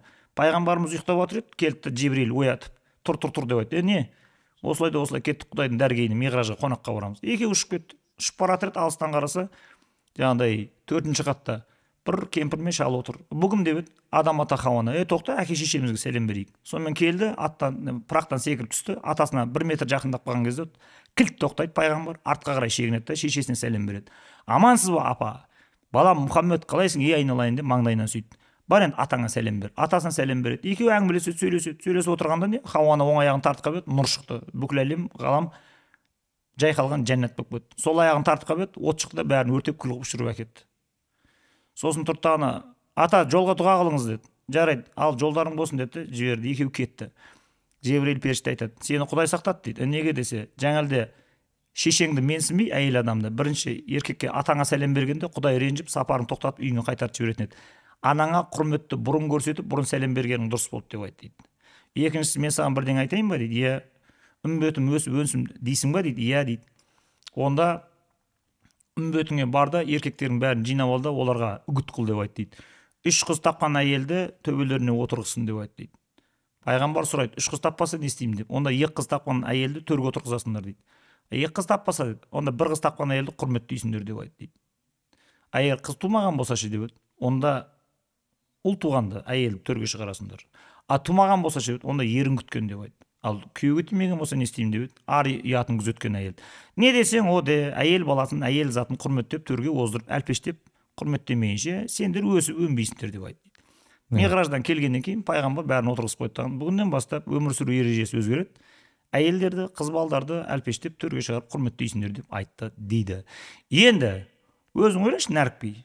Осыны бүкіл Қазақстанда, қазақ мектептерінде, 1-ші класс, 2-ші класс, 3-ші класстың балдарына, еркек балдарын бәрін жинап алып осыны, жаңағы олардың қиял ғажайыпты қабылдай алатын қабілеті әлі өлмеген кезінде, рационализм оларды тұншықтырмай тұрған кезінде үйретіп ұстасаң, болды, бітті, проблема шешіледі. Бәрі орнына қайттан келеді. Бұндай қазақы тәрбие, мұндай қазақша қазақ тілінде үйретілетін құндылықтардың бәрі айтылмайды, насихатталмайды. Оның орнына тек қана ағылшын, физика, математика туа салысымен үйретіп отыр. Сосын әйелін бұр өлтіретін министрлер шығады содан кейін. Оны оп-оңай ғой бұның шаруасы. Кім істейді бірақ енді оны бәрі отырып алды ән жерден. Жібермейміз деп. Сөйтіп тағыны ренжиді, осылай адамдар қаптап кетті деп. Сондықтан қуыс кеуде еркектер, осындай қазақы тәрбие алмаған, осындай құндылықтар көкірегіне сіңбеген, осындай ізгіліктің дәнегі бала жаста 8 жасында жүрегіне, көкірегіне егілмеген еркектер көбейіп жатыр ма? Заңмен тоқтата алмайсың. Миллион жерден заңды күшейте берсең, адам өлтіргендердің ішінде, оның ішінде әйелдерді ұрып өлтіргендердің строгий режим бересің ба, жаңағыдай өмір бақи 25 жылға қамап қоясың ба, карцерге қайқа, не істесең осы әсер етпейді. Ұрыс төбелес басталған кезде, вспышка болған кезде, күйеуі әйелін сабап атқан кезде сол статьяны ойлап тұра ма? Ол қолына түскен затпен жібереді. Сондықтан бұл проблеманы тоқтатудың бір-ақ жолы бар нәреке. Қазақша тәрбиеге, классикаға қайтамыз. Басқа жол. Онда бұл мүмкін бұл проблема бұл ұрпақта емес, келесі ұрпақта шешіледі деген сөз емес па? Яғни біз ал солай-ақ болсын. Не болып тал сөйтсе? Одан бөлек жалпы айтсаң да әңгіме осындай. Бірақ бір қызық бар. Егер сен осы қазіргі ұрпаққа осыны үйретіп, осыны үгіттеп, насихаттап тарататын болсаң, шынымен де сондай бір поколение, 1-2 жылдың ішінде өсіп шығып, осы құндылықтар тарайтын болса, ол өзі ғылымда сен білетін шығарсың, ана нені эксперимент жасайтындар ана маймылдарды апарып, екеуін аралдың екі басына отырғызып қоятаттағыны, бір жағынан ана бананды жуып жеуді үйретіп еді. 2 ай, 3 айдан кейін аралдың мына басындағы маймылдар өзінен өзі бананды жуып жей бастады, ақпарат атмосферамен тарай береді дегенше. Сол сияқты сен егер бір буынды 1 жылдың ішінде тәрбиелеп шығаратын болсаң, оның толқыны ұрып, жаңағы бұл құндылықтарды сіңірмей қалған ұрпақтың өзі не әсер етіп, олар да осы ізгілікке қарай қайта бастайды. Сондықтан мен оптимистпін. Және осы позициямнан 1 миллиметр шегінбеймін. Және осыны ұрғылай берем. Бүйтіп қалса қалай болады, деген шегініс жоқ. Керемет. Иә. Осы жалпы бағанағы қайта оралсақ алтынды тақырыбымызға, Өзбекәлі Жәнібеков атамыздың жалпы осы өмірбайын оқыған кезде әрине тіпті қазір сіздің аузыңыздан естіпті осыған әрине таңғаласың. Иә, әрине ерекше шабыт аласың. Бірақ былай мүмкін логотерапия тұрғысынан ба, философия тұрғысынан ба, жалпы мынандай сұрақ бола ма? Не үшін болды деген сияқты? Не үшін ол кісі сондай мотивация алды? Не үшін ол кісі осы істерді соншалықты маңызды деп көрді деген сұраққа жауап ала алдыңыз ба? Енді бұл сұраққа толық жауап ала алмаймыз. Ол мүмкін емес. Себебі оның ар жағын қаза берсең мистика болып кетуі мүмкін. Бірақ мистикаға кірмейміз. Бер жағынан қайтатын болсақ, біреуі тұқым қуалаушылық деп айтуға болады. Бір фактор, бірақ толық емес. Яғни бұның 4-ші или 5-ші атасы Қоқан хандығының кезінде Түркістанда соғысқа шығып, сол жерде азаттық үшін күреседі. Сол жерде ел қонды датқа деген 5-ші или 6-ші атасы 1850 жылдарма шейіт болады, өледі соғыста. Сол батыр атасы Әзірет Сұлтан Қожа Ахмет Яссауидің ішіне жерленген, сол жерде тізімде тұр ол. Бұл соны бала жастан естіп өседі. Екіншіден, отырардың топырағы жерден қайыры бар дейді. Шынымен де ауылдың ақсақалдары бұл жерде Әл-Фараби туған, бұл жерде Шыңғысханмен соғыс болған, пәлен болған, түген болған деген, Әмір Темір келген деген өздерінің аңыз әңгімелері өте көп. Сондықтан мына қай жерде осындай аңыз қисса көп айтылады, солар адамның мифтік таным, ол көкірекке сіңіп толысатын болса, біраз уақыттан кейін ол логостық білімге айналады, академиялық білімге айналып кетеді. Бұл да бір фактор. Үшіншісі, мына адамның несі де бар. Бұл кісі жетім өсіп, қиналып, таршылық заманда интернатта талқанға таласып, төбелесіп, үйт өскеннен кейін ішінде бір ерекісте болуы мүмкін. Жаңағыдай мен басқаша өмір сүрем дегенше, осы проблемаларды жоюға кірсем деген. Бірақ ол солай болды ма, болмады ма, мен білмеймін, өйткені ол кісіні өзімен сөйлескен жоқпын. Бірақ тағы да бір салмақты бір фактор бар. Ол бұл 57-55 жылдары, 60 жылдарға дейін Алматыда оқыған кезінде, бұл енді қайда 53-те ме, 54-те ме оқиды ғой өзі. Ол кезде қызығын айтайын ба саған? Алматы қаласында Қаныш Сәтбаев тірі болған, Мұхтар Әуезов тірі болған ол кезде. Сосын мына кімдер, Күләш Байсейітовалар тірі болған, ол кезде әлі өлмеген. Олар опера балет театрында қанды қыздыратын неше түрлі. Бауыржан Момышұлы бар ол кезде келіп тұратын болған.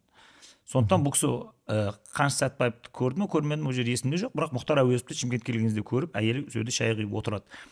Ал бұлардың бәрін осындай қайраткерлікпен, мәдени майданға шығып, ұлтшыл позицияда қайтпай соғысатын дертті Мұхтар Әуезов пен Қаныш Сәтбаев жұқтырған бұларға. Соның біреуі Бейсенбай Кенжебаев, Ғани Мұратбаевтың көзін көрген.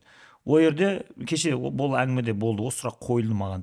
Сол жерде қойшығар Салғарин айтып берді маған. Мен 57-ші жылы Алматыға оқуға түскен кезде казгу-ның ішінде білім жоқ, ғылыми коммунизмде миыңды ағыз жібереді олар сенің дейді.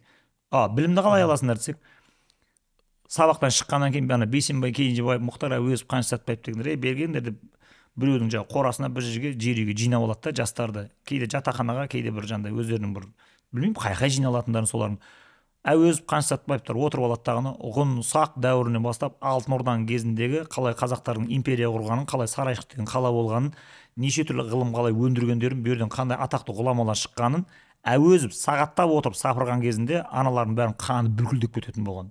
Одан бөлек Өзбекәлі сол студент кезінде, Каспийде оқып жүрген кезінде, қазіргі АГУ, бұл театр үйірмесіне қатысқан. Сол кезде Қапан Бадыровпен бірге бұның несі жетекшісі болған, үйреткен енді спектакльді ойнауды. Содан бұл этнографияны ішіп алатын себебі сол. Ал Қапан Бадыров ол Қостанайдікі, Ыбырай Алтынсарин мектебінде оқыған. Сондықтан бұлардың бәрі бір-бірімен жандай дерт, ұшқын тарап отырады. Енді бірақ бұның бәрі жиналып келді дағыны Өзбекәліні еріксіз осындай тұлға қылып жіберді деп тағы да айта алмайсың. Себебі сол лекцияларды тыңдап отырған, сонымен бірге жүрген жастардың бәрі бірдей шықпай ма? Олардың бәрі бұндай деңгейге көтерілген жоқ мысалға. Бұл жерде адамның шынымен де ар алдында, Құдай алдында, халық алдында саналы түрде тұрып, мен күресемін деп іштей will дейді ғой, воля, ерік жігерін осыған байлауы болды мен енді осыған күресемін деп столды бір дөңкелкісіп қойып қалып осы майданға шығу ол шешуші шайқас. Ал ол мінез оған Құдайдан берілді ма, оның бір көзге көрінбейтін бір жағы атасы қазақша түсінікке салып әруақтар желеп жебеп тұрды дейсің ба, жоқ өзінің ішінен бір сондай бір дерт пайда болып сол парылдап жанды дейсің ба.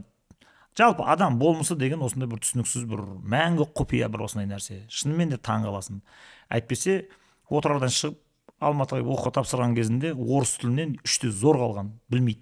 5 жылдың ішінде орыс тілін судай қылып үйреніп алып, жазып, сызып, неше түрлі ғылымның бәрін қопарып, төңкеріп, СССР-ның деңгейінде өте атақты кәдімгі чиновник болды мысалға. Анандай ерліктерді жасап тастады. Сондықтан бірнеше факторды қоса қарастыру керек та. Қиналып өскен бір шетінен жаңағы адамның болмысы қайғының, трагедияның төсінде шыңдалады деп айтатын себебі сол. Қиындықтан шыққанның өзі де бір адамды қайрап жібереді жаңағыдай. Осыдан бір аман қалай, Ницшенің айтатыны ғой жаңағы, бізді өлтіре алмайтын нәрсенің бәрі бізді күшті қыла береді деген. Сол өлтіре алмаған нәрсенің бәрі бұны күшті қылып жібереді да. Өте қиын тағдырды бұзып жарып шыққан адам. Сол ғой жаңағы біз қайсар рух деп бұның ішінде арнайы бір бөлім бердік осының ішінде. Осы нені түсіндіретін. Сондай бір қызық нәрселер бар. Енді қалай болғанда да енді кішкентай кезінен бастап естіп өскен аңыздары негізгі бірінші түрткі болды деп есептеуге болады. Жалпы аңыздар, ертегілер балаға, жалпы адам баласының ең көп әсері бар деп өзі жақында батыстық ғалымдар дәлелдеп жатыр ғой қазір. Енді олар дәлел десе де, дәлел демесе де, мен өзім өте сондай қатты сеніп алған адаммын. Себебі мысалы қазір қараш, әсіресе мен сенің буын, мен сенің буыныңдағы балдарын ағылшын тіліне, математикаға дайындап, спецшколға дайындап, Назарбаев оқытамыз, анаған оқытамыз, менің балам үйтеді, бүйтеді, қырат жояды деп жатыр. Сен осы қазақ халқын өрге сүйреп, қазақ халқын цивилизацияға жалғап кеткен, сен ана Қаныш Сәтбаевтың бар ғой, академияны ашқан, оқыған мектебінің барып түрін көрші сен. Аналар әшейін лашықтың ішінде оқыған, қаяқтың Назарбаев мектебі саған ана жерде. Топырақтың үстінде отырып алып, ал оны қой сен, Қаныш Сәтбаевты ар жақта оқыған. Бергі жақта оқыған Өзбек Әлі Жәнібегім 41 жыл соғыс басталып кеткен кезінде дәптер жоқ дейді. Есеп шығарайық десек, үй тапсырмасын. Газеттің шетіндегі мынандай кішкентай ақ жолақ бар ма шетіндегі? Үй тапсырмасын бәрін есеп қисапын бәрін соған шығардық дейді. Үй тапсырмасын соған орындаған. Ал енді сұрақ саған. Қалай ол сонда? Біз 21-ші ғасырда отырамыздағыны мынандай интеллектуалдық спецшколдарға, мектептерге балдарымызды оқытамыз. Бастары салаң-сұлаң етіп, ешқандай қызығушылығы жоқ, 17-18 келмей жатып депрессия, ешқандай армандары жоқ, есіл дерттері қыңғыру, қыдыру, соткада бас салбырап отыр, үйге келген қонақтың алдынан шығып амандасу деген қарапайым әдеп этиканы білмейді. Ал аналар анандай қирап отқан, күйреп отқан жерден шығаттағыны әлемді төңкеріп жіберуге сәлек қалады. Ал осының бәрі не? Мен кішкентай кезім барып оқып көрші. Не оқығандарын? Сұмдық қоналар деген. Оны біз осы ситуацияны түсіндіру үшін мына Қуыс кеуде деген кітаптың ішінде ең соңғы бөлімде Қаныш Сәтбаевты әкесі Имантай қалай тәрбиеледі, Бауыржан Момышұлыны әжесі қалай тәрбиеледі. Сол екеуін екі деректі документті алып сақ қойдық ең соңына. Мені бүйтіп істеңдер сендерде деп. Қазір мынандай аргумент айту мүмкін да сізге. Жалпы мысалы бағана сіз айтып отқан біздің зиялылар, ол кісілер ағылшынша айтпақшы exception дейді ғой, былайша айтқанда. Жалпы неден сол кездегі заманнан ерекше тыс адамдар деп айту мүмкін да. Жалпылама болған жоқ деп. Ал онда оларға мен бүйтіп айтсам ше, сен өзіңнің жалқаулығыңды, сен өзіңнің еріншектігіңді, сен өзіңнің дүниеқоңыздығыңды, сен өзің мәдени майданға шыға алмайтын қорқақтығыңды, үркектігіңді аналарды exception деген категорияға кіргізіп қойып үйтіп ақтап алма десем ше. Мен сөйтіп те айта аламын мысалға. Жалпы айтқым келгені бағанаға жоқ, мәселе андай да болды да, яғни ол кісінің, яғни айтайық бір сыныпта айтайық мысалы, білмеймін, Қаныш Сәтбаев болсын, басқа кісілер болсын, бір сыныпта оқыған адамдардың бәрі олай бола алмады деген сөз айту мүмкін деп айттым да, яғни. Бірақ ол жерде бір мәселе бар. Бір сыныпта болған кезде Имантай өзінің баласына жеке индивидуалды сабақ берген, репетитор ретінде. Жеке отырғызып қояттағыны бүгін мынаны жаттайсың. Сол жерде Медеу Сәрсеке қазақтың қанышы деген кітапта қандай аңыздарды оқытқанын, қандай парша хикметтерді жаттатқанын бәрін жазып тастаған сол жерде. Сондықтан Бауыржан Момышұлыны ұшқан ұясын оқитын болсаң, сол жерде әже мына қиссаны айтып берді, мына қиссаны айтып берді, мына қиссаны 5 па 6 ба ұшқан ұяда бірінен кейін бірін тізбектеп тұрып жазады мысалға. Сондықтан ол жерде класс деген ұғым жоқ. 30 баланы отырғызып қойып әжесі қазіргідей 30 балаға сабақ өте алмайды, өзінің баласын бауырында жатқан баласына үйретеді. Сосын 10 жасында орыс оқуға Иванның үйіне апарып береді, содан бұл көтеріліп кетеді ана жерден. Сондықтан мен 21 ғасырдағы мынандай әбден қыдыруға, қаңғуға, мына жылтырақ өмірге әбден бауыр басып, мынандай мәдени майданға күрескерлікке шыққысы келмейтін адамдардың алдыңғы адамдарды сондай жаңағыдай ерекше адамдардың категориясына қосып жіберіп, өздері мыяқта жаңағыдай күреспей жата беретін жалқаулықтарын өте жақсы білем, және олардың 1000-миллион сылтауларын қабылдай алмаймын. Сондай адам шығаруың керексің, шығара алмасаң шығаруға тырысуың керексің ғой. Жалпы бір сөзді түсіндіре кетейікші, осы сіз өте жиі тіпті даже осы кітаптың өзінде мәдени майдан деген сөзді қолданасыз да. Яғни неге мәдени майдан, неге ол біріншіден мәдени, неге ол майдан? Осы сұрақтан бастайықшы. Себебі бұған дейін де бұл өзі культурная война, сосын soft power деген терминдер бұрыннан бар. Яғни бір халықты бұрынғыдай жаңағыдай оқпен, жаңағыдай соғыспен барып жаулау деген ол тиімсіз. Ең дұрысы мәдениетпен жаулау деген, мәдени майдан басталды деп. Бараттағыны, орыс мектептерін ашаттағыны, балдардың бәріне жаңағы орыс мәдениетін нелерін сіңіріп тастайтағыны, тілінен айырылып қалғаннан кейін ол бітті, ол өзінің ата бабасынан қалған рухани мәдени құндылықтарға ол жалғана алмайды. Сондықтан ең бірінші халықтың қандай рухын ояту үшін өздерінің мәдениеттері қандай күшті болу керек. Сондықтан бұрынғыдай жаңағыдай қарумен, қару-жарақпен соғыса алмайды енді. Тек қана мәдениеттерін көтерумен, софт пауэрмен күресеміз деп. Сондықтан бұған дейін де ұмытпасам осы Патрик Бюкененнің ба «Смерть Запада» деген кітабында ма осыны көп қолданады, мәдени майдан дегенде. Мына қалай жағы франкфуртский школада жүрген жігіттердің бәріне дін үйісін талқандаймыз деп кіріскен кездерінде қалай осылай культурный война жариялағандар жайында бір 2005-2006 жылдары мен оқыған едім соны.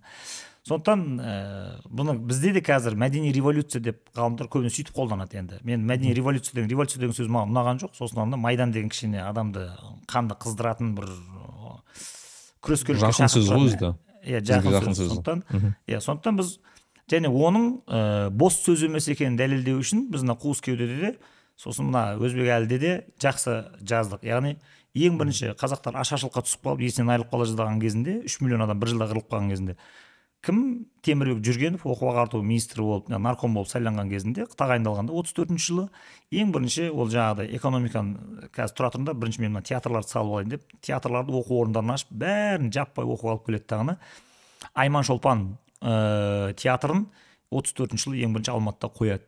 Сөйтеді тағыны 36 жылы 300 адамның бәрін басын құрайды тағыны. 3 ай уақыт берем, 3 айдың ішінде сендер Москваға декадаға барасыңдар дейді.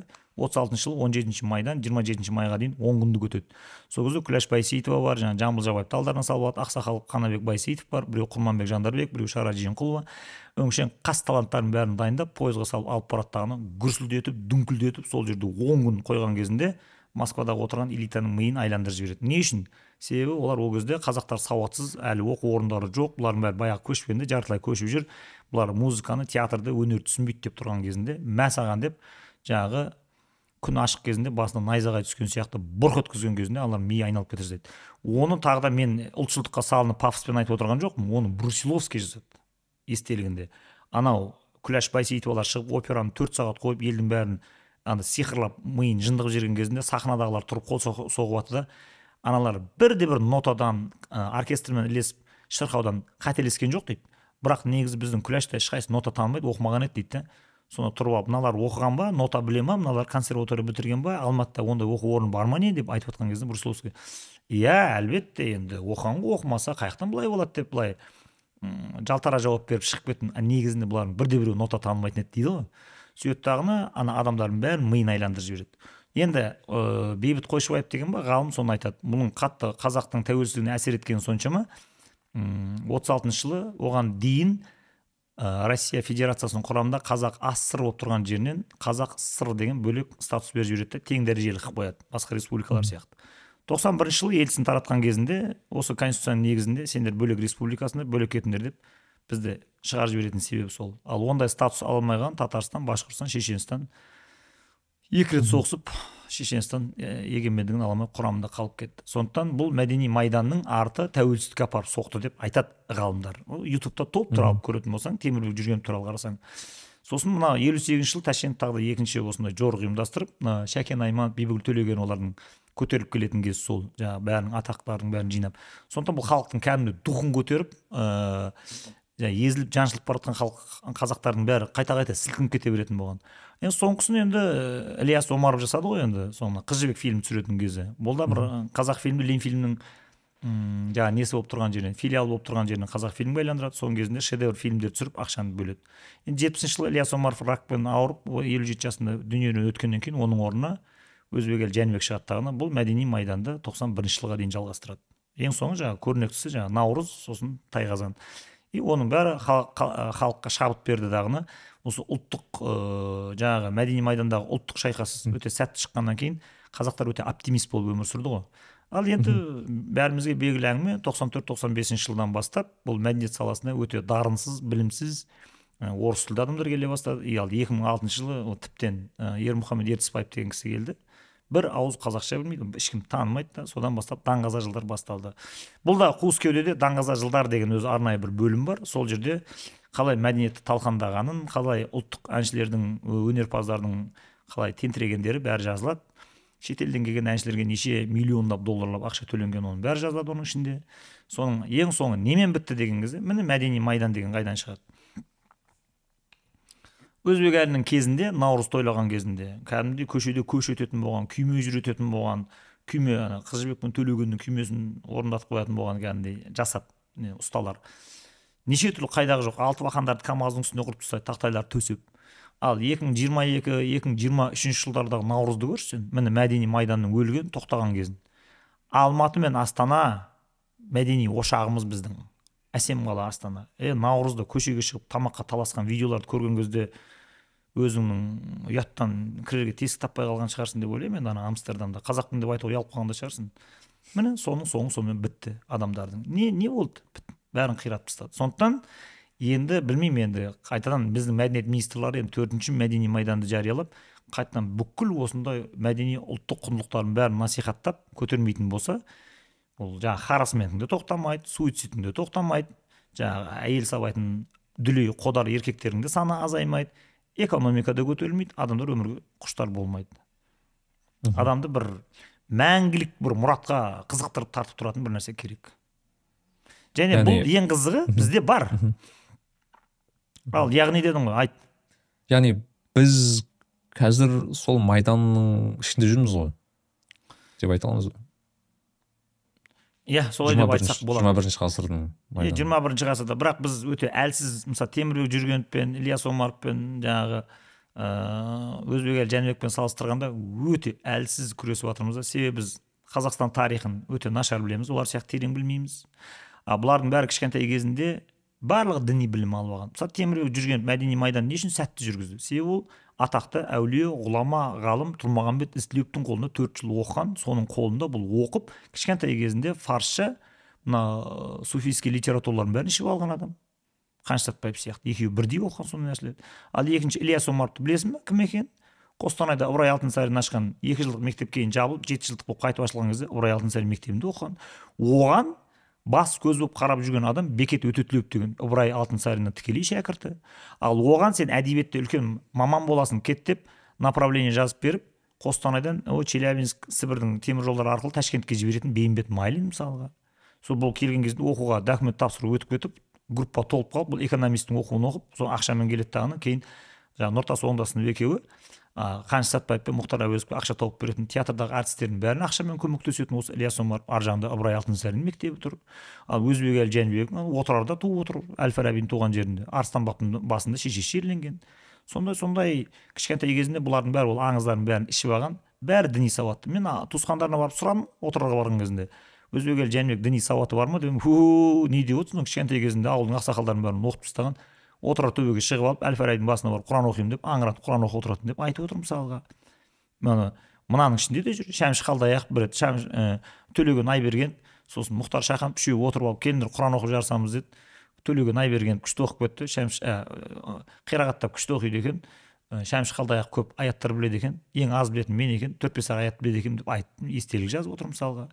Соны сен білмейсің ғой мысалға. Көрдің, сондықтан да біздің инерциямыз әлсіз. Біз осы подкастқа біреу шақырып 1 сағат сөйлетіп, астына пәленбай адам жаңағы подписаться етіп күшті болды нәрікпей көзім ашылып қалды деп 5-6 комментарий жасап біз соған шабыттанып жүрміз. Ал сен мыналардың деңгейін көрген кезде өте ұялып қаласың. Менде мысалға жаман ішкі дүниемде мен мысалы өкініш бар. Бала кезімде осылар неге білмедім деген. Қазір қайта туатын маған мүмкіндік берсе, мен мәдени майдан нөлден бастар едім. Мүмкін осы подкастты көріп отқан, сіз айтып отқан кішкене жас қыздар. Онда сенің аудиторияңды, сенің осы подкастыңды пайдаланып, осы жерде отырған мен бала босанып отырған, бала тәрбиелеп отырған қыз-келіншектердің бәріне осы месседжді айтамын. Балдарының құлағына әлдейді айтыңдар, бесік жырын құйыңдар, қуырмаш, тақпақ, санамақ, жұмбақ, жаңылтпаш, оның бәрі әлдейден эпосқа дейін деген кітапта біздің тұр. Бәрін бірінен кейін бірін кезекпен мөлдіретіп жазып қойғанбыз. Діни қиссаларды алда құлағына құйып тұста, алда сияр шәріпті оқытып тұста, 1000 сұрақты жаттат. Сосын балаң мынандай Темірбек Жүргенов, Ильяс Омар, Өзбек Жәнібек сияқты мынандай жұлдыз болып жарқырап жанбаса, маған кел сосын. Енді не? 100 адамнан 10 адам шықсыншы, соның өзі бүкіл Қазақстанды аспанға атып жібереді. Біз оның не? Оннан бір бөлігін таппай отырық қазір. Осы мәдени майдан демекші, мен қазір есіме түсіріп отыр да, мысалы, тіпті енді мен айта кетейін де, мысалы, мен қазір Голландияда тұрғанымен, бізде мысалы түрлі іс-шаралар болады да, яғни қазақ біздің посольство бағанағы біздің елшілік ұйымдастырады, тағы басқа ұйымдастырады. Бір қызығын айтайын ба? Әрбір осындай жиналыста бір ұлттық мәдениетті көрсету үшін бізде не ойнайды? Домбыра ойнайды. Дұрыс па? Ең жаман тұсы домбыра ойнайтын адам табу ең қиыны ғой. Иә. Мені бірнеше рет сол басқа гаға болсын, басқа тіпті бірте Францияға ма тіпті ақша төлетіп шақырғысы келген да, домбыра ойнап берші. Мен домбыра ойнайтын адам емеспін жалпы. Мен жалпы IT маманмын, домбыраны кезінде үйрендім, 7 жыл бойы домбыра оқығаным бар, бірақ сол кезде таң қалдым да, яғни адамдар соншалықты біз бір енді қолда бар зат қой домбыра деген, мысалы мен есімде кішкентай кезде ол бір қиын бір дүние емес, қолыңа беріп қойып, нота да білмейсің, тыңдап тыңдаған затыңды ойнап отыра бересің. Бірақ қазіргі күні мысалы мен сол білім кішкентай бірінші сыныпта қалған затпен әлі күнге дейін өмір сүріп жүрмін да. И осы бір қызығы домбыра білетін балалар, домбыра білетін, ойнай алатын балалар. Қазіргі мен мысалы қанша 30-ға келіп қалдым, сол балалар әлі күнге дейін қазақша жақсы біледі, қазақ тәрбие көрген.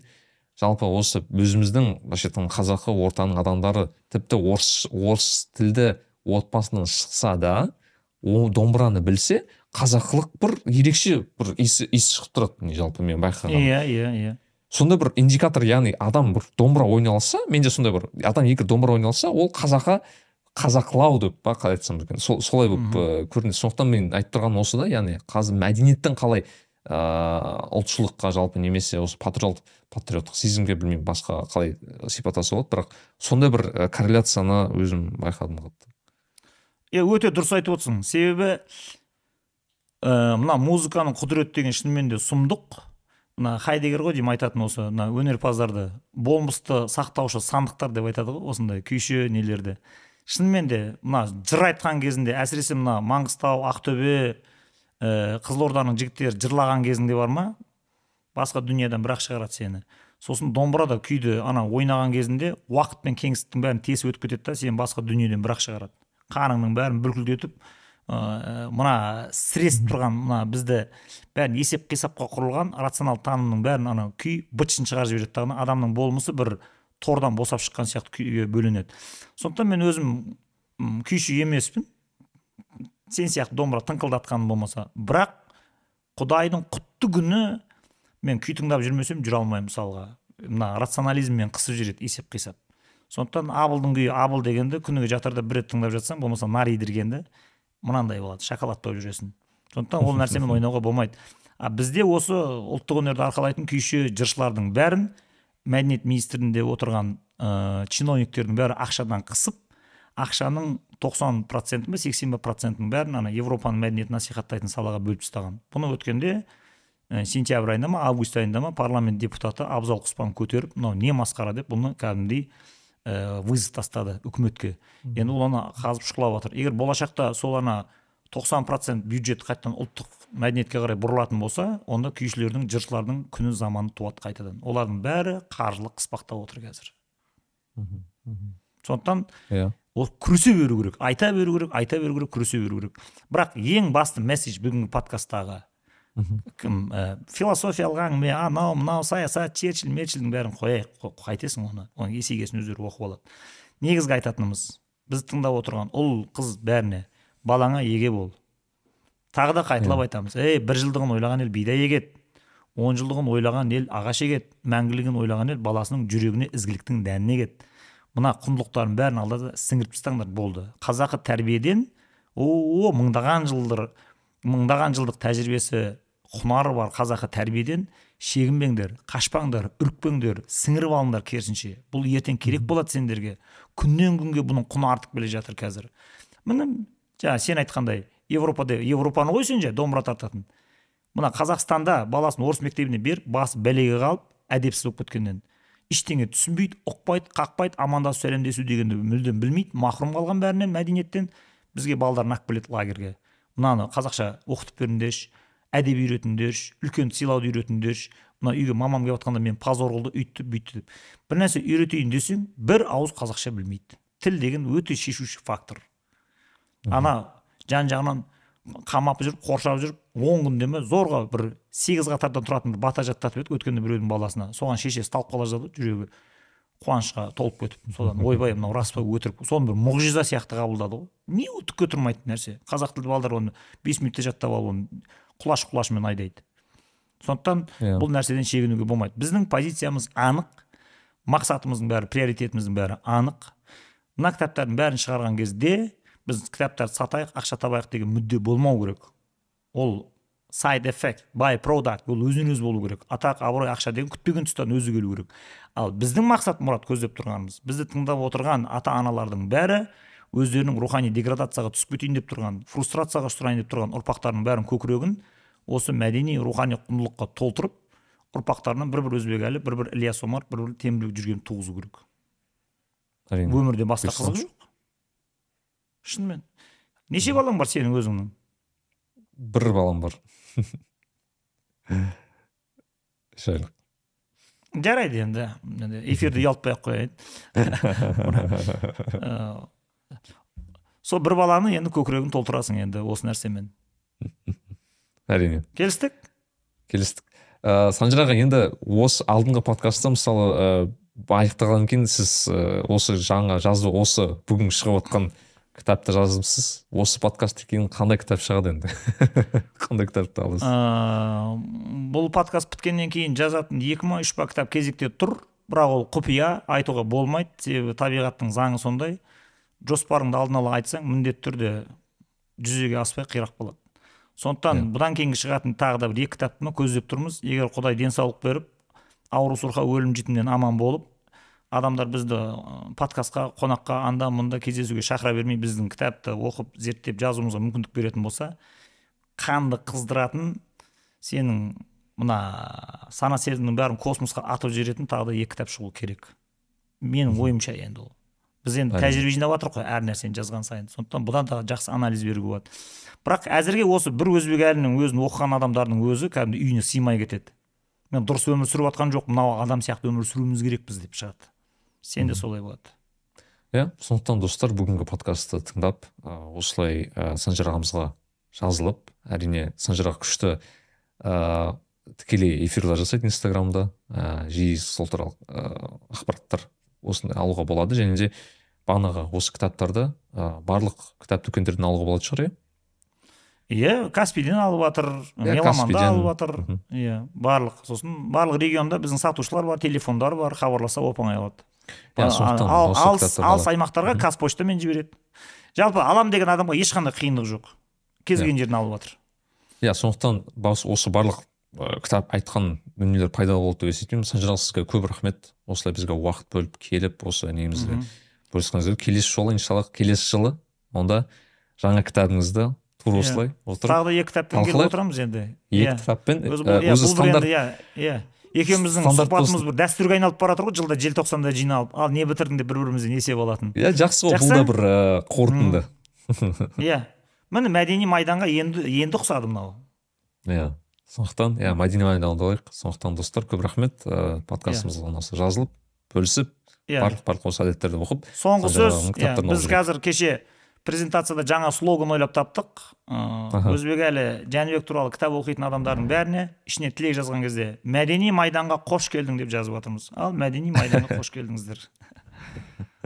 Сондықтан мәдени майданда бізге қош болыңыздар.